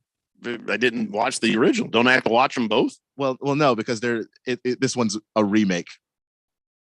So it's the same story. Willy Wonka and the Chocolate Factory thing there, that Charlie whatever. The original was better. We don't need to see other ones. So you're saying it's the opposite. It's the opposite for this one. Yeah. A bunch of people are saying Slash from Guns N' Roses. Yeah. Slash. Thank you, Jag Dog. Hefty Lefty says, didn't realize Sting was wearing Steelers jersey. I don't think he knows what a Steeler is. Senior Wake and Bake says, Nas, Scarface, Diddy. Okay, that's a good one, yeah. Did he? Except for I'm old enough to remember him when he was Sean Puffy Combs. So Cowboy Sparky says Boogie. That's right. You got a boogie. We do have a boogie, yeah. King Kitten says rich folks in Scottsdale get IVs after they drink too much. That is actually a true thing. Let's see. Eminem says Lost Toby. Yeah, that's true. That is true. Pitbull says good cat. Usher says Witcho. Chicago Clayton says, if you know who Sting the singer is, I'm sure you think he's cool. Was that an insult? Do I feel insulted? I feel like I was insulted. Was I insulted? I can't tell. I can't tell. Yeah. I think you were a little bit. It's one of those. It's in text, so I'm not sure. Chicago Clayton says if the NBA doesn't follow the WADA, then it's totally cool. Not one of the finer details, I know. Well, still, it's a good text, Chicago Clayton. Good. Hamilton Porter says the best part of Indiana was leaving it on the way to Chicago from Michigan. But they do have Yingling. Look, the best place about the best thing about Indiana is just leaving there, just to begin with. I live right next door to Chicago, so didn't spend that big amount of time in Indiana. Chicago's the way to go. And there you go. Another reason why Izzy's a badass and doesn't realize he's in a bad neighborhood. He spent time in Chicago. Oh no, I was terrified. No, still terrified. I won't play that. All right. Like all right, now we've got the range. We got the range. Senior Wake and Bake thinks Ralph's favorite is Cher. Big George thinks Ralph's favorite is Liberace. Lost Toby says, well, in sports, there's Pele, the soccer player. That's true. Yeah. Okay, we got to stop this. I want to talk football and don't even use those words in the same order, George. He says, what about that great comedian Sinbad?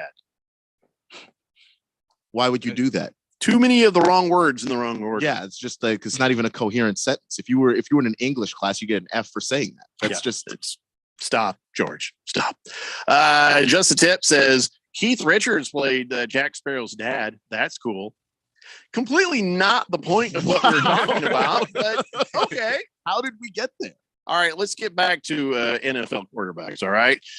So Deshaun Watson has reported to the Browns. He's in the offseason workouts. They say he's looking pretty sharp. They're pretty happy. I wonder how he got relaxed right before the workouts.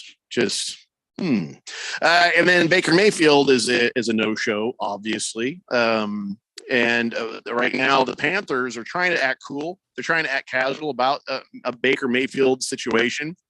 And here's what they came out and said. They said, "Well, Baker Mayfield's not the only guy on our list. We've got other guys on our list. So it's not just Baker Mayfield. He's not the only. We have options. We got other. It's not like nobody wants to play football for us. We have other options." Yeah, that was convincing, huh? Mm-hmm. I totally believe you. So Baker Mayfield, I think probably going to the Seahawks, though. He thinks probably going to the Seahawks. Why? Who are you going to get? Well, here's the deal. Who are you going to get? He's Ralph? not going to go to the Seahawks if they have to pick up his $18 million contract. That's not happening. Well, it's only 1 year. They're not going to pick it up though. They're going to have to eat some of that contract to go to the Seahawks. That's the only way they're going to take it. But it's a 1 year. So Yeah, you pick it up, but it doesn't hurt you in any other years after. The way except for this one. Seattle's looking at it, I mean, and they're serious from what I'm hearing, but God knows with Pete Carroll nowadays, they're really in love with Drew Lock. And they've got the picks next year. It's a better draft class for quarterbacks. That they can go after they're in the love guy. with Drew Lock because it helps them tank. The same way Ben McAdoo's in love with bulbous headed Sam Darnold. I feel like all these teams are kind of like, hey, trying to talk us into, hey, that's a good quarterback. Tank. I think Pete Carroll has built up the equity to tank. He's done enough good that the organization can go, okay, we trust Pete that if we get a good QB in here, we'll be right back on track. The Panthers are going into year 3 of continuing to stink. And I think that if they don't take a quarterback this year or find a way to get a starting guy, everybody in that building is gone. So, Ralph, what would you rather, a tank or would you rather have Baker Mayfield? I honestly, I'm not sure. Tank or have Jimmy Garoppolo? Well, good Italian boy, but no, I don't want either one of them, to be honest with you. I don't think, I mean, Baker Mayfield, I mean, I just don't think, hard to say, right? He had a good year a couple of years ago. He was hurt all last year. He could be good in a different system, maybe. I mean, he might work in Pete Carroll's system. It might make a lot of sense for him. Garoppolo doesn't work in the Seahawks system at all. So I like how Ralph is that kid who just came downstairs. I'm hungry. Well, we have some of this dish. How about some of this dish? I just don't know. I think Seattle's done a really good job this offseason building a really decent defense up. I think they've done a great job. And they got a lot of draft picks. It's going to be interesting to see what happens. If they go get Baker Mayfield, I won't be surprised. But I'm not saying that's the best move. It also might still achieve your tanking aspirations. Well, no, I think if Baker Mayfield has the targets of DK and Ty Lockett to throw to, a good offensive line, which I know they're going to draft, probably a tackle, maybe go get a guard.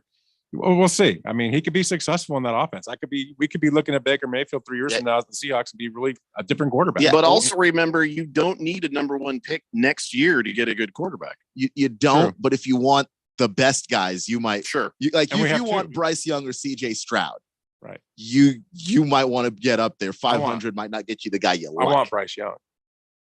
Bryce Young's real good. I really like Bryce Young's going number 1. Yeah, I like him a lot. All right, well, we have to take a break. When we come back, a little more on the NFL quarterbacks. Then we just got a bunch of random NFL stuff to talk about. Also, we're going to find out, did we decide, is it official? Is this segment called What's in Keon's Craw? Or is it just still What's Bugging Keon? Keon's Craw. Well, I'm a huge fan of the alliteration is the thing. So I think we're doing What's in Keon's Craw? Yeah. All right, we'll find out when we come back. It's the Daily Blender here on 1580, The Fanatic. This is Brent Musburger's Action Update. Heads up, sports bettors. Right now, you can try VSiN All Access free for 30 days with no credit card required. Visit vsin.com/free month to sign up now. Here are the latest lines from my guys in the desert. This Saturday in London, WBC and the ring heavyweight champion Tyson Fury looks to defend his belts against Dylan White. Fury, the -610 favorite, White at +480. Baseball, the Diamondbacks at the Nationals tonight. Arizona +110 on the money line. Washington -130. The over-under at 8. NBA playoffs. NASCAR NASCAR Championship weekend is back at Phoenix Raceway. Drivers will put it all on the line to claim NASCAR greatness. The Truck Series Championship kicked things off Friday night under the lights. We're going to tear it up tonight. Followed by an action-packed Saturday, where fans will witness an ARCA and Xfinity Series Championship doubleheader.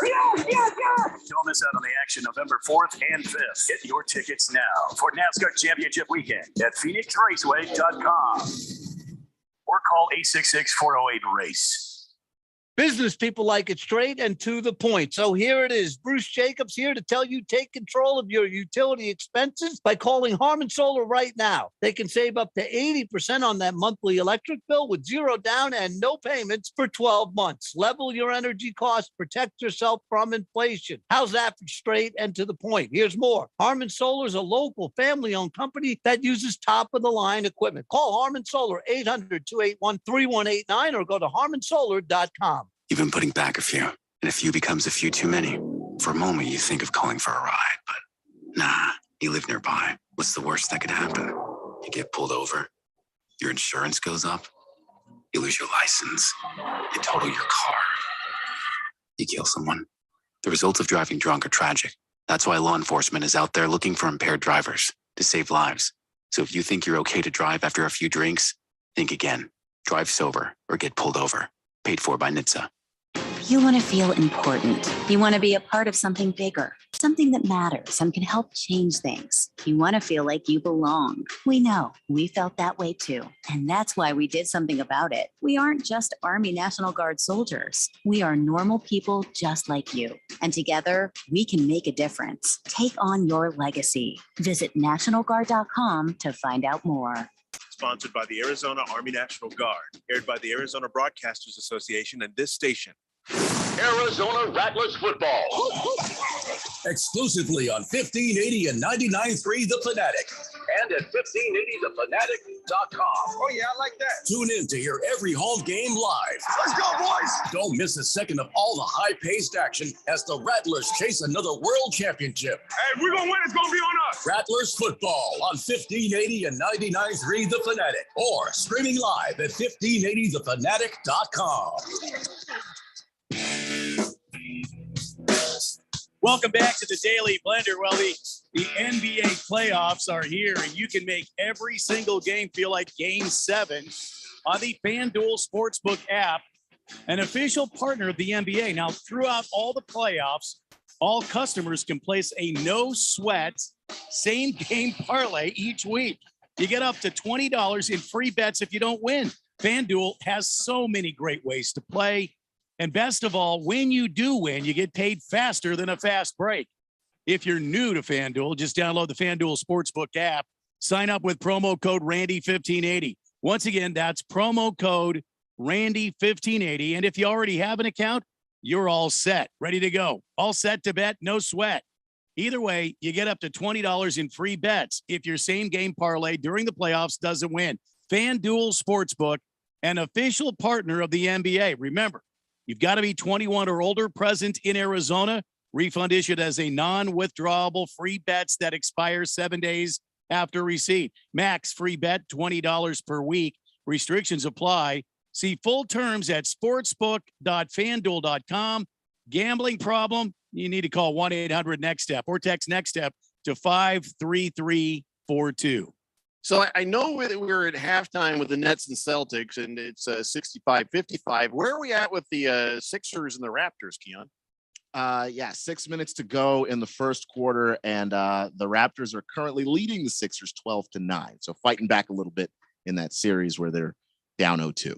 So, with Boston, already has won a game, and the Nets, boy, they'd really like to take one home with them, right?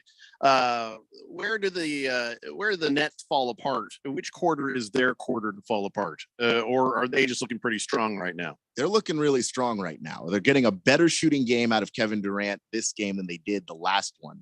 And we knew that was probably coming. Kevin Durant's not going to shoot that badly 2 games in a row.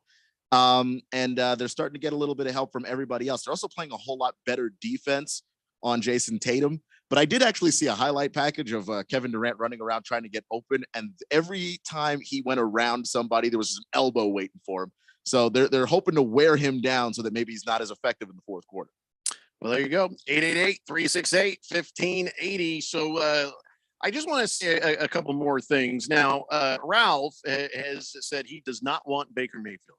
I think he should. And I'll tell you who else does not want Baker Mayfield. Robbie Anderson, who actually his tweet was no to somebody saying that Baker Mayfield should be the Panthers quarterback. I think it was on Instagram, and I think it was the official Panthers account saying, or I don't know if it was that. It was some official journalist or somebody saying Baker Mayfield is being connected to the Panthers, and Robbie Anderson tweeted no, like, Michael Scott in The Office when he saw Toby in that one episode. Just that God, no.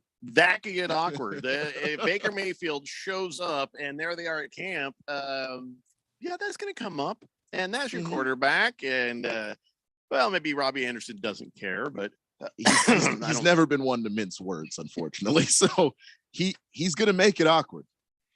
So, all right, right now, as it stands, Colin Kaepernick, not on a team, not getting a tryout, and he has pretty much said, "Yeah, I could be a backup quarterback," which is a complete change from what he has said in the past, saying, "Well, no, I'm a starter." Now he's like, "Listen, I know I got to find my way back in, so if I got to come in as a backup, that's fine. It's not where I'm staying." So he has seemingly the right attitude about this. Some player who was the player who worked out with him says, no, he's looking pretty good. Even Money Mayweather, who says, no, I'm sorry, that was Antonio Brown. Anyway, so people are okay. So why doesn't somebody just give him a damn workout? Because he's still blacklisted. Because if Pete Carroll says, well, that guy should be in the league, how about with you? Oh, I'm busy. Well, no, how about a workout? How about we get him in there? This would fix everything. And you either end up with a good quarterback or you end up saying, yeah, I'm sorry, buddy, you're just not ready. And then the argument is squashed one way or the other. It should have been squashed 5 years ago. It should have been squashed 3 years ago. Should have been squashed 2 years ago. And, if he has it, if he's got, because remember back when he was with the 49ers, and his play just went zoop. Kurt Warner traveled out there and tried to work with him, try to get his mojo back. Kurt Warner couldn't help him. He was not playing well. And unfortunately, that's where he was when the kneeling thing started. And then now, of course, everybody went after him. So, I just like, man, I wish you'd started kneeling when you were at a Super Bowl and not later. I wish you'd have made your point when you were a viable quarterback. Because now we don't know what the hell. Even when we talked about this 4 years ago, it's okay. Colin Kaepernick clearly is being blacklisted from opportunity, but I don't know if he deserves the opportunity as a player. That's all I would ever say. I always thought he deserved to be in the league, but I didn't think he deserved to be a starter. And nobody deserves to be in the league. Yeah. If you have the opportunity to be in the league, I guess. If you have the ability to do the job, then by God, yes. I mean, who hasn't had bad quarterbacks? Hello, right here. Yeah, good. Blaine Gabbert was in the league. I remember there was a point where Colin Kaepernick was saying, I'd like to come in the league, get another chance at this. And the Washington Commanders at the time had no quarterback because everybody kept getting hurt, and they ran through Josh Johnson, who they literally pulled off of the street. They went through Mark Sanchez, who somehow found a way to butt fumble again. Mm-hmm. I'm just saying, they ran through a string of dudes that weren't better than Colin Kaepernick. So well, we don't know that because nobody would give him a chance. Yeah, but let me just say this. I hear what you're saying, and I agree with you. His game went away. He wasn't a good quarterback when he left the league. But if you're a team right now and you're trying to do whatever it is to build a team, do you want the circus that comes with him? Because the media circus and everything else around him is going to be a distraction. The Browns took the circus of Deshaun Watson. Other teams have taken Deshaun Watson circus of Tim Tebow. Deshaun Watson. There was a Tim Tebow circus at one point, and teams were like, let's kick the tires. But what I'm saying is that if you're just going to, you can't compare him to Deshaun Watson. Totally different kind of quarterback. Because Deshaun Watson is playing at a high level. He's a stud. Right, he plays at a high level. He could be one of the greatest quarterbacks. But you say circus, there's a circus. But what I'm saying is the guy doesn't really have any talent. He's 34 years old. He's not that good. He wasn't that good when he left the league. I mean, and now you're going to bring him in just to do what? I think to they try should- out, yeah, to work him out. to I- end the But the conversation. circus that comes with even him coming in to try out, do you want that for your team? It would wouldn't. be the best thing for everybody. Because would the it though? circus would come to town and you would either prove him right or you would prove him wrong. But then at least But then if now we know. But then if you're the team that says nope, you don't have it anymore, and you cut him, now everybody starts going, Well, why did you cut him? it's What's not this cut about? him because you're not adding him to Right. the team. You're Why- just working him out, which teams do. Sports writers and sports professionals will see what he is doing in a real professional NFL situation and be able to say, no, he's looking good, or yeah, he just does not have it anymore. I think the bottom line is the NFL owes him nothing. I don't think they owe him nothing, but it would be nice. Well, they might owe him something because they did blacklist him. They did stop him from being able to try out. Because let's be serious, even again, Blaine Gabbert or all the guys Bruce Arians had as backups on the Cardinals. All these guys were able to at least get a clipboard holding job. So if you're telling me he was so bad we couldn't even try him out, no, come on. You know No, for a he was fact he blacklisted. was blackballed. Absolutely, I agree. He was blacklisted for whatever the reasons are. I won't get into that. I will agree with you, Ralph, that the years, the added time Right. doesn't help. Right. Now People I don't get believe better he would be good. the older they get. I don't right, think exactly. he would probably be good enough to be a quarterback right now. And the biggest shame of it all, and the NFL does bear responsibility, we should have found this out 5 years ago, 4 years ago, 3 years ago. Why doesn't he go to the XFL? If Because he wants to be in the NFL. that- Why that's should great. he have So to so do change I, but I'm leagues not gonna get because personal. one league decides to blackball But him go to or the his XFL and elites? show that you can still throw the ball and that you can still do some things against lesser guys that maybe someone might give you a shot. Well, I think it makes sense just because, like, I mean, it was just a couple years ago when Colin Kaepernick had a workout. There was 20 teams coming through, Right. and he switched it up on everybody, and that 20 teams went down to single Yeah. digits. It was only He like did 5, shoot 6 himself teams. in the foot on that. Yeah, so just going back on that, it was just the biggest question of does he even want to play, or is he still trying to control his own narrative? Right now, saying that he wants to be a backup quarterback, I think he's having a change of mindset. Well, you know what? There's only So- one way to answer that question. And I think that if we all can agree, yeah, he did get blackballed, then just give him the damn workout, give him the opportunity. He fails, then he goes off into the sunset, Right. conversation over. Because I do think- Succeeds, then he ends up being an asset to some teams. I do think that the NFL doesn't. Seahawks could really use some help right They now. really could not use him. I don't think the NFL owes Colin Kaepernick anything. But then don't tell me that this is a meritocracy and only the best guys get in. When I I am agree. looking at backup quarterbacks who are worse. Like, it's Oh, just yeah. Some starters who are who are maybe. worse. Yeah. I agree with you. I absolutely 100% agree. There's some guys in the league that have been in the league over the years that are worse than he is. Mhm. But the owners did not want to deal with what came with him. And I think, again, like to your point, Izzy, when he was saying, when they created this workout and he made a circus out of it, had to change it, they started That- going, that didn't this help guy's anything. not serious. It's just another opportunity for him to get publicity. We're done with the game. And they've turned their back on him. And I don't blame them. They don't need that garbage in their league. But you know what? If he's really serious about playing, I don't care where you play. Go play in the XFL, go play in the USFL, and go prove that you could actually still do something. And then maybe somebody gives you a shot. And if you're not willing to at least do that, shut up and go live your life. The NFL was wrong to blackball him. And the opportunity should have been afforded him to show us, nope, still sucks, or hey, he figured it out, and the rest could follow. And really, the circus, who's responsible for the circus?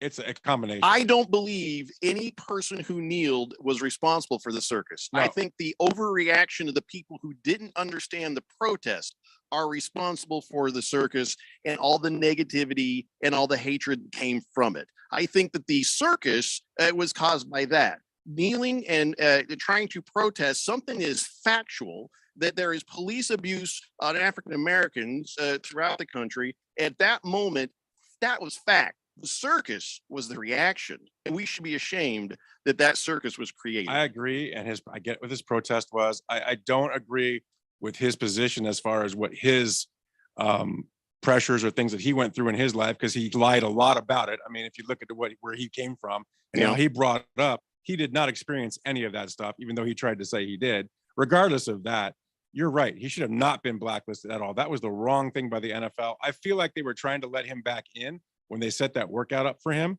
And I feel that once again, he just shit. No, it was you. Whoa, hit the button, hit the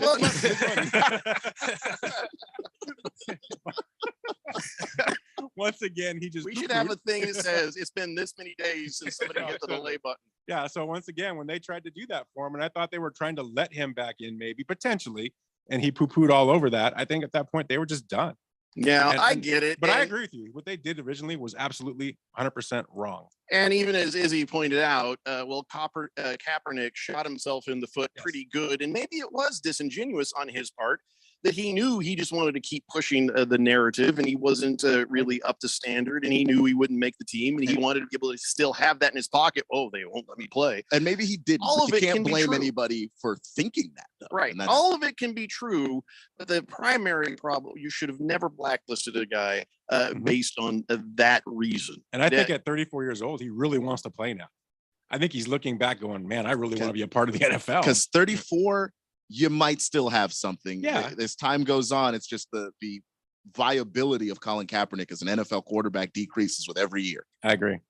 But again, Moist one says, Nathan Peterman.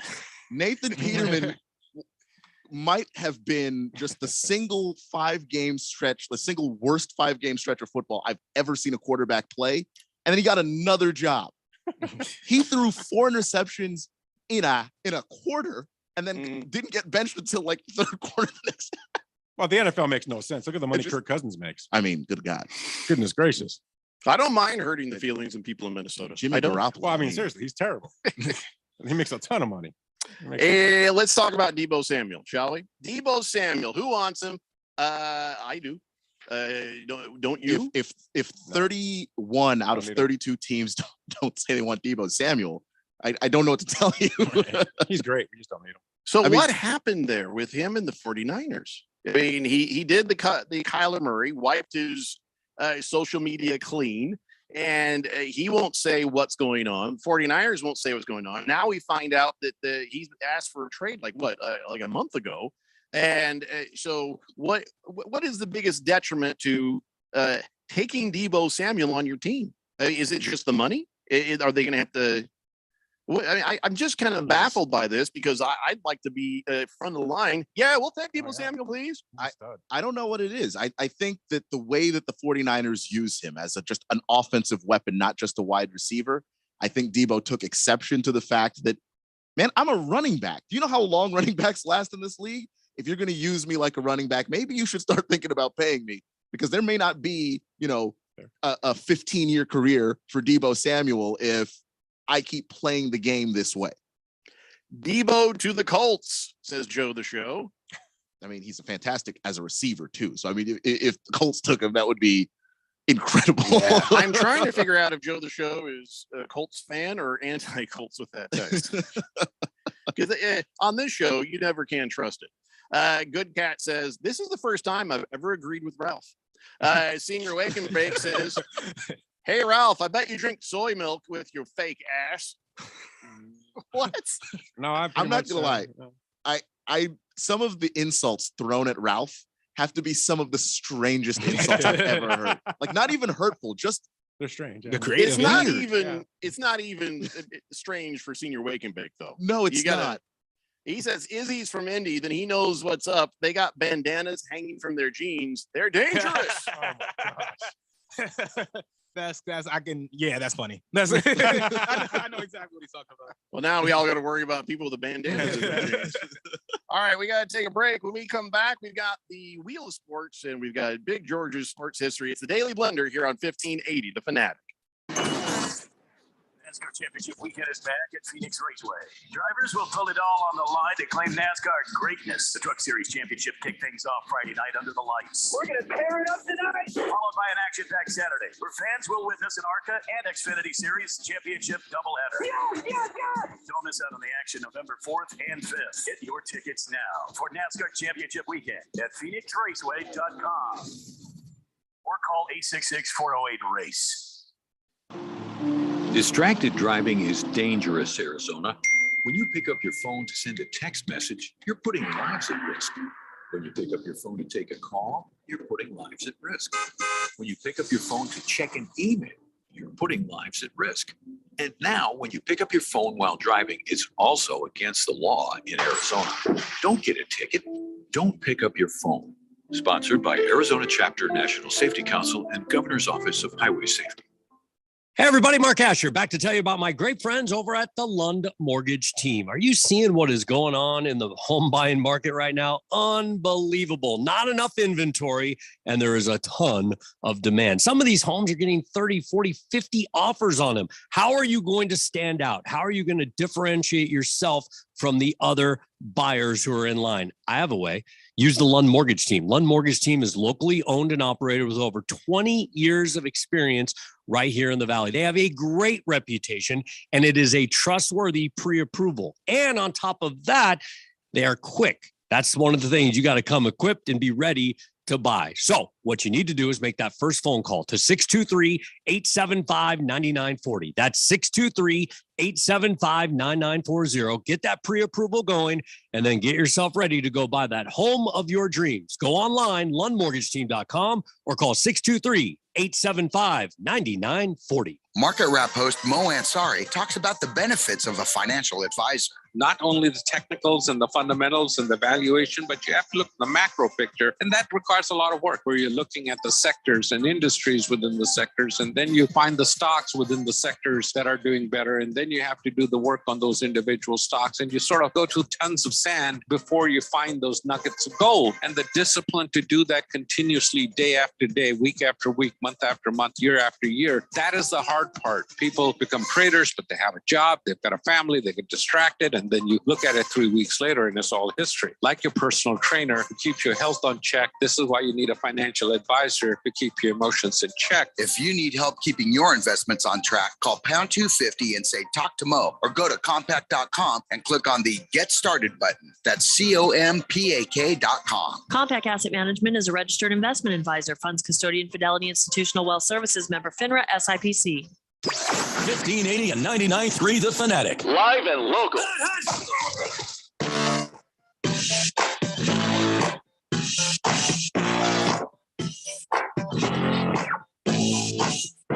Today the blender here on 1580 The Fanatic. And it's been a while, but we just got a text from Mr. Meatball.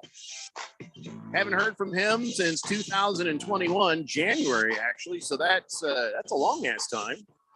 And he texts in and says, just got out of the county jail, boys. Had to do a quick bid.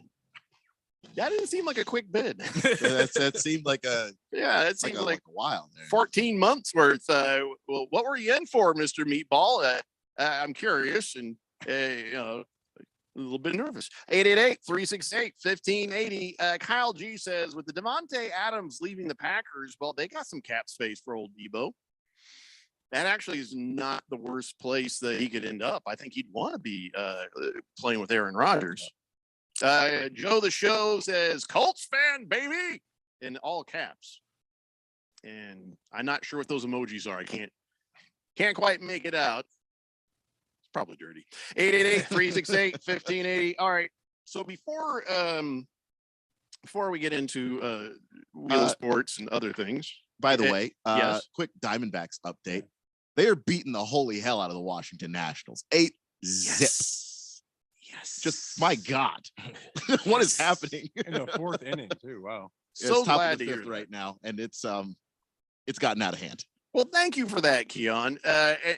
Well, I don't know if this is probably going to be related, but it's time to find out what's in Keon's craw. That's right. What's bothering you right now, Keon, other than the fact that the Diamondbacks are beating, as you said, the holy hell out of the Washington Nationals? Oh my God. I think that might just be it. The Diamondbacks just got another hit. Okay. No, actually. We started the show talking about it, and I think I'd like to go back to it and circle back to it. It's Scott Foster. And again, you're not even a Suns fan. No, and I'm not blaming Scott Foster for last night's loss specifically. But I think when you look at an 0-14 record with one guy as the referee, that is something that is kind of alarming. I'll put it into perspective for you. The longest losing streak in the NBA playoffs is the Detroit Pistons. They have lost 14 in a row. They are 0-14 in their last attempts. The next is Chris Paul being refereed by Scott Foster. He's also 0-14. Like, that is something that is absolutely mind-boggling, because it's, when I Googled it the other day, it was it was before that game had even happened. There were so many websites documenting Chris Paul's long-standing beef with Scott Foster. And I think that if you have a rivalry between a player and an official, something is wrong. The best officials, you don't even really know who they are. You don't really even circle in on them. Mm-hmm. And I'll put to the side the fact that also on that officiating crew last night was Tony Brothers, who I also think is one of the worst officials in the NBA. But just because he's bad. I mean, whenever I see him on any crew in any game, I know the game is going to be weird. But I'm not even going to talk about Tony Brothers. Scott Foster and Chris Paul have an issue, and the NBA ought to look at why that is. Why is it that certain things are going on? Are the calls being fair? Because when you have that kind of rivalry, that kind of animosity with an official, I think something's wrong. I think anybody could tell you in Major League Baseball, Angel Hernandez. The Major League Baseball should have looked at Angel Hernandez and said, something is wrong here with what this guy is doing. Yeah. Either he is incompetent or there's some kind of malicious thing, but you can't have this continue to run on and this be the narrative of your sport, especially when you're rolling into the postseason and you are putting the spotlight on your game. This is when a lot of new fans start to roll in. This is when a lot of the casual fans start to watch basketball, because let's be honest, the regular season, 82 games, it's a very long season. You roll in for the playoffs and you can start to enjoy it. I just think that the game is better without that kind of stuff. And it's not just Chris Paul. James Harden has had issues with Scott Foster as well. The fact that people feel like they can't talk to Scott Foster to even find out, hey, how are you calling this game tonight? That is a massive, massive issue. And Tim Donaghy, you mentioned the connection there, the phone calls there, but also the fact that when Tim Donaghy started doing interviews after he had been fired from the NBA and had himself, absolutely his reputation tarnished, and deservedly so, one of the officials he mentioned as another guy that was really shady was Scott Foster. NBA ought to look at the Scott Foster, not just for Chris Paul, but for basketball. And so that's what's in my craw today. All right. So that's within Keon's craw. So, Ralph, is there something bugging you? Yeah, but I really can't get into it. Well, okay. I wasn't talking about your low testosterone. I mean, there's maybe something else, but Keon's craw is bugging me a little bit. I'm just wondering, I didn't really know about this, so it's actually interesting. Has Chris Paul come out about this and complained about it, gone to the NBA about it? I mean, well, I don't know if he's gone to the NBA about it, but he's talked to the media about it. And there was a game 6 with the Rockets where he just got beat up, and the reporters were all talking about it after the game and asking him questions. And they asked him, like, well, what do you think about the way Scott Foster officiated the game? And Chris Paul, wisely, because he was trying to avoid getting a fine, he said it's Scott Foster at his finest. At his finest. He's a known commodity in the league, right, as a guy who, if he has something against you, he kind of starts to tune you out. He kind of starts to be a person you can't communicate. And arrogant is the word that comes up a lot when players talk about Scott Foster. So he's kind of like Angel Hernandez, because that's the first guy that came to my mind too, as well when you were talking about him. There's got to be, what would be in my craw is, why isn't there some kind of a process to really evaluate these guys? And I know they say there is, but I think that's a bunch of what? Yeah, it's self-governed, because what you have we've had this conversation about Major League Baseball umpires, and it's okay. So you have the Major League Baseball. Then you have the Major League Baseball Players Association. Then you have the Major League Baseball umpires, whatever.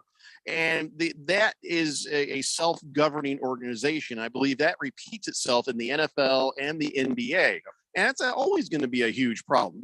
One problem is if one of the other entities of that trio, they have undue influence over the referees or the umpires. And so they say, well, there has to be an independent situation. Well, the independent situation, they're treating it like a lot of police departments where, you don't cross the blue line. So they won't even, sanction their own bad apples. They won't even fire their own bad apples. It's something that is really making sports hard sometimes, to be a fan. And there are a disproportionate amount of referees from Havertown, Pennsylvania. It's because the NBA officiating is known as a boys club, but Tim Donaghy was from Havertown, Pennsylvania.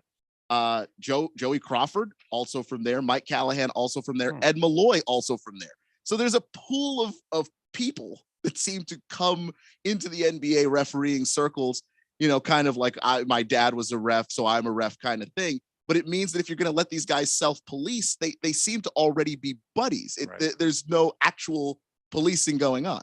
Joe the Show says, Keon, I would also like to know how many calls are personally made against Chris Paul by Scott Foster. To not just look at it from the surface, but really get in there for the nitty-gritty details for possible cheating.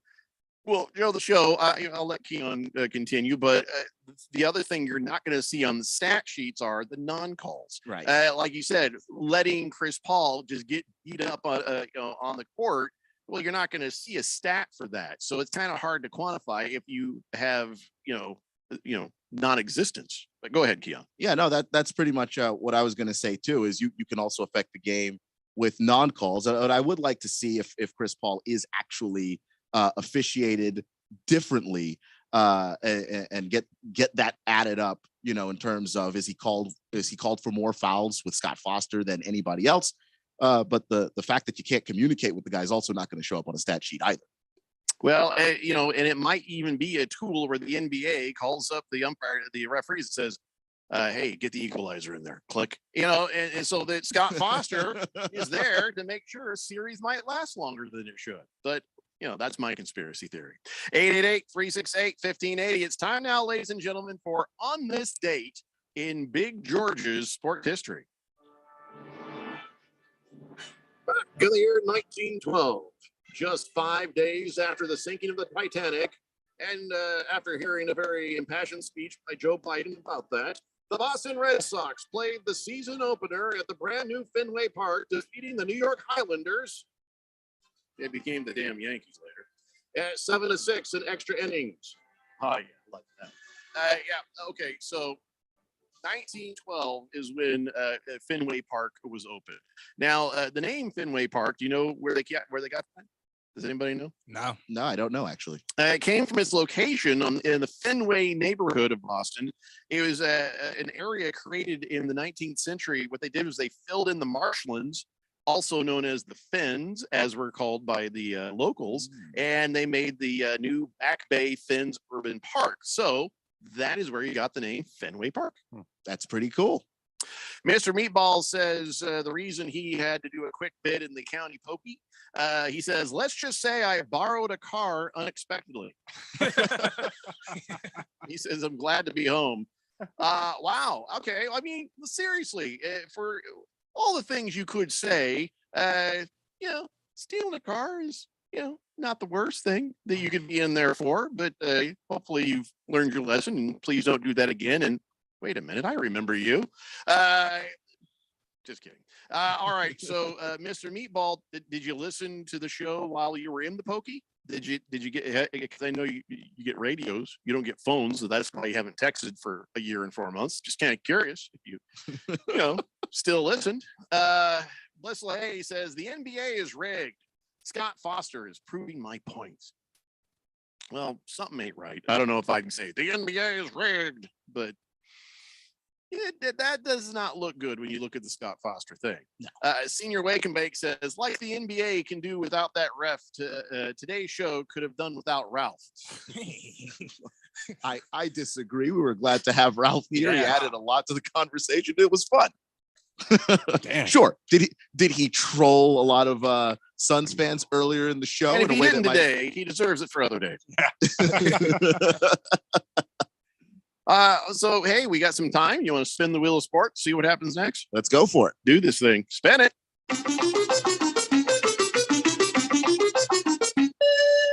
All right. So, this is the way to do things. There's been times where a player shows up at a new team and says, hey, what do you say? Can I have that number? And then the other person says, no, I'm using it. Or, hey, I'll give you this if you give me the number. And it's even gotten to a point where some people said, okay, I'll give up my number for $1 million.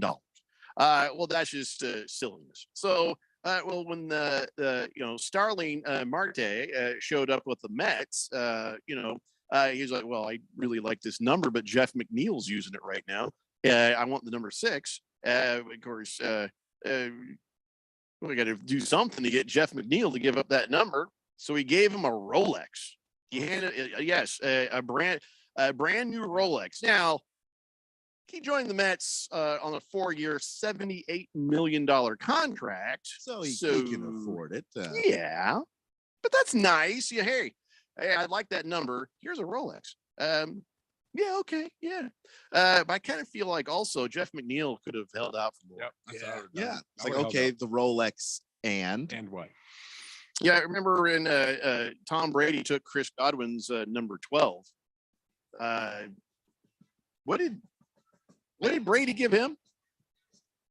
Nothing. Yeah. Oh, wait, a Super Bowl. That's right.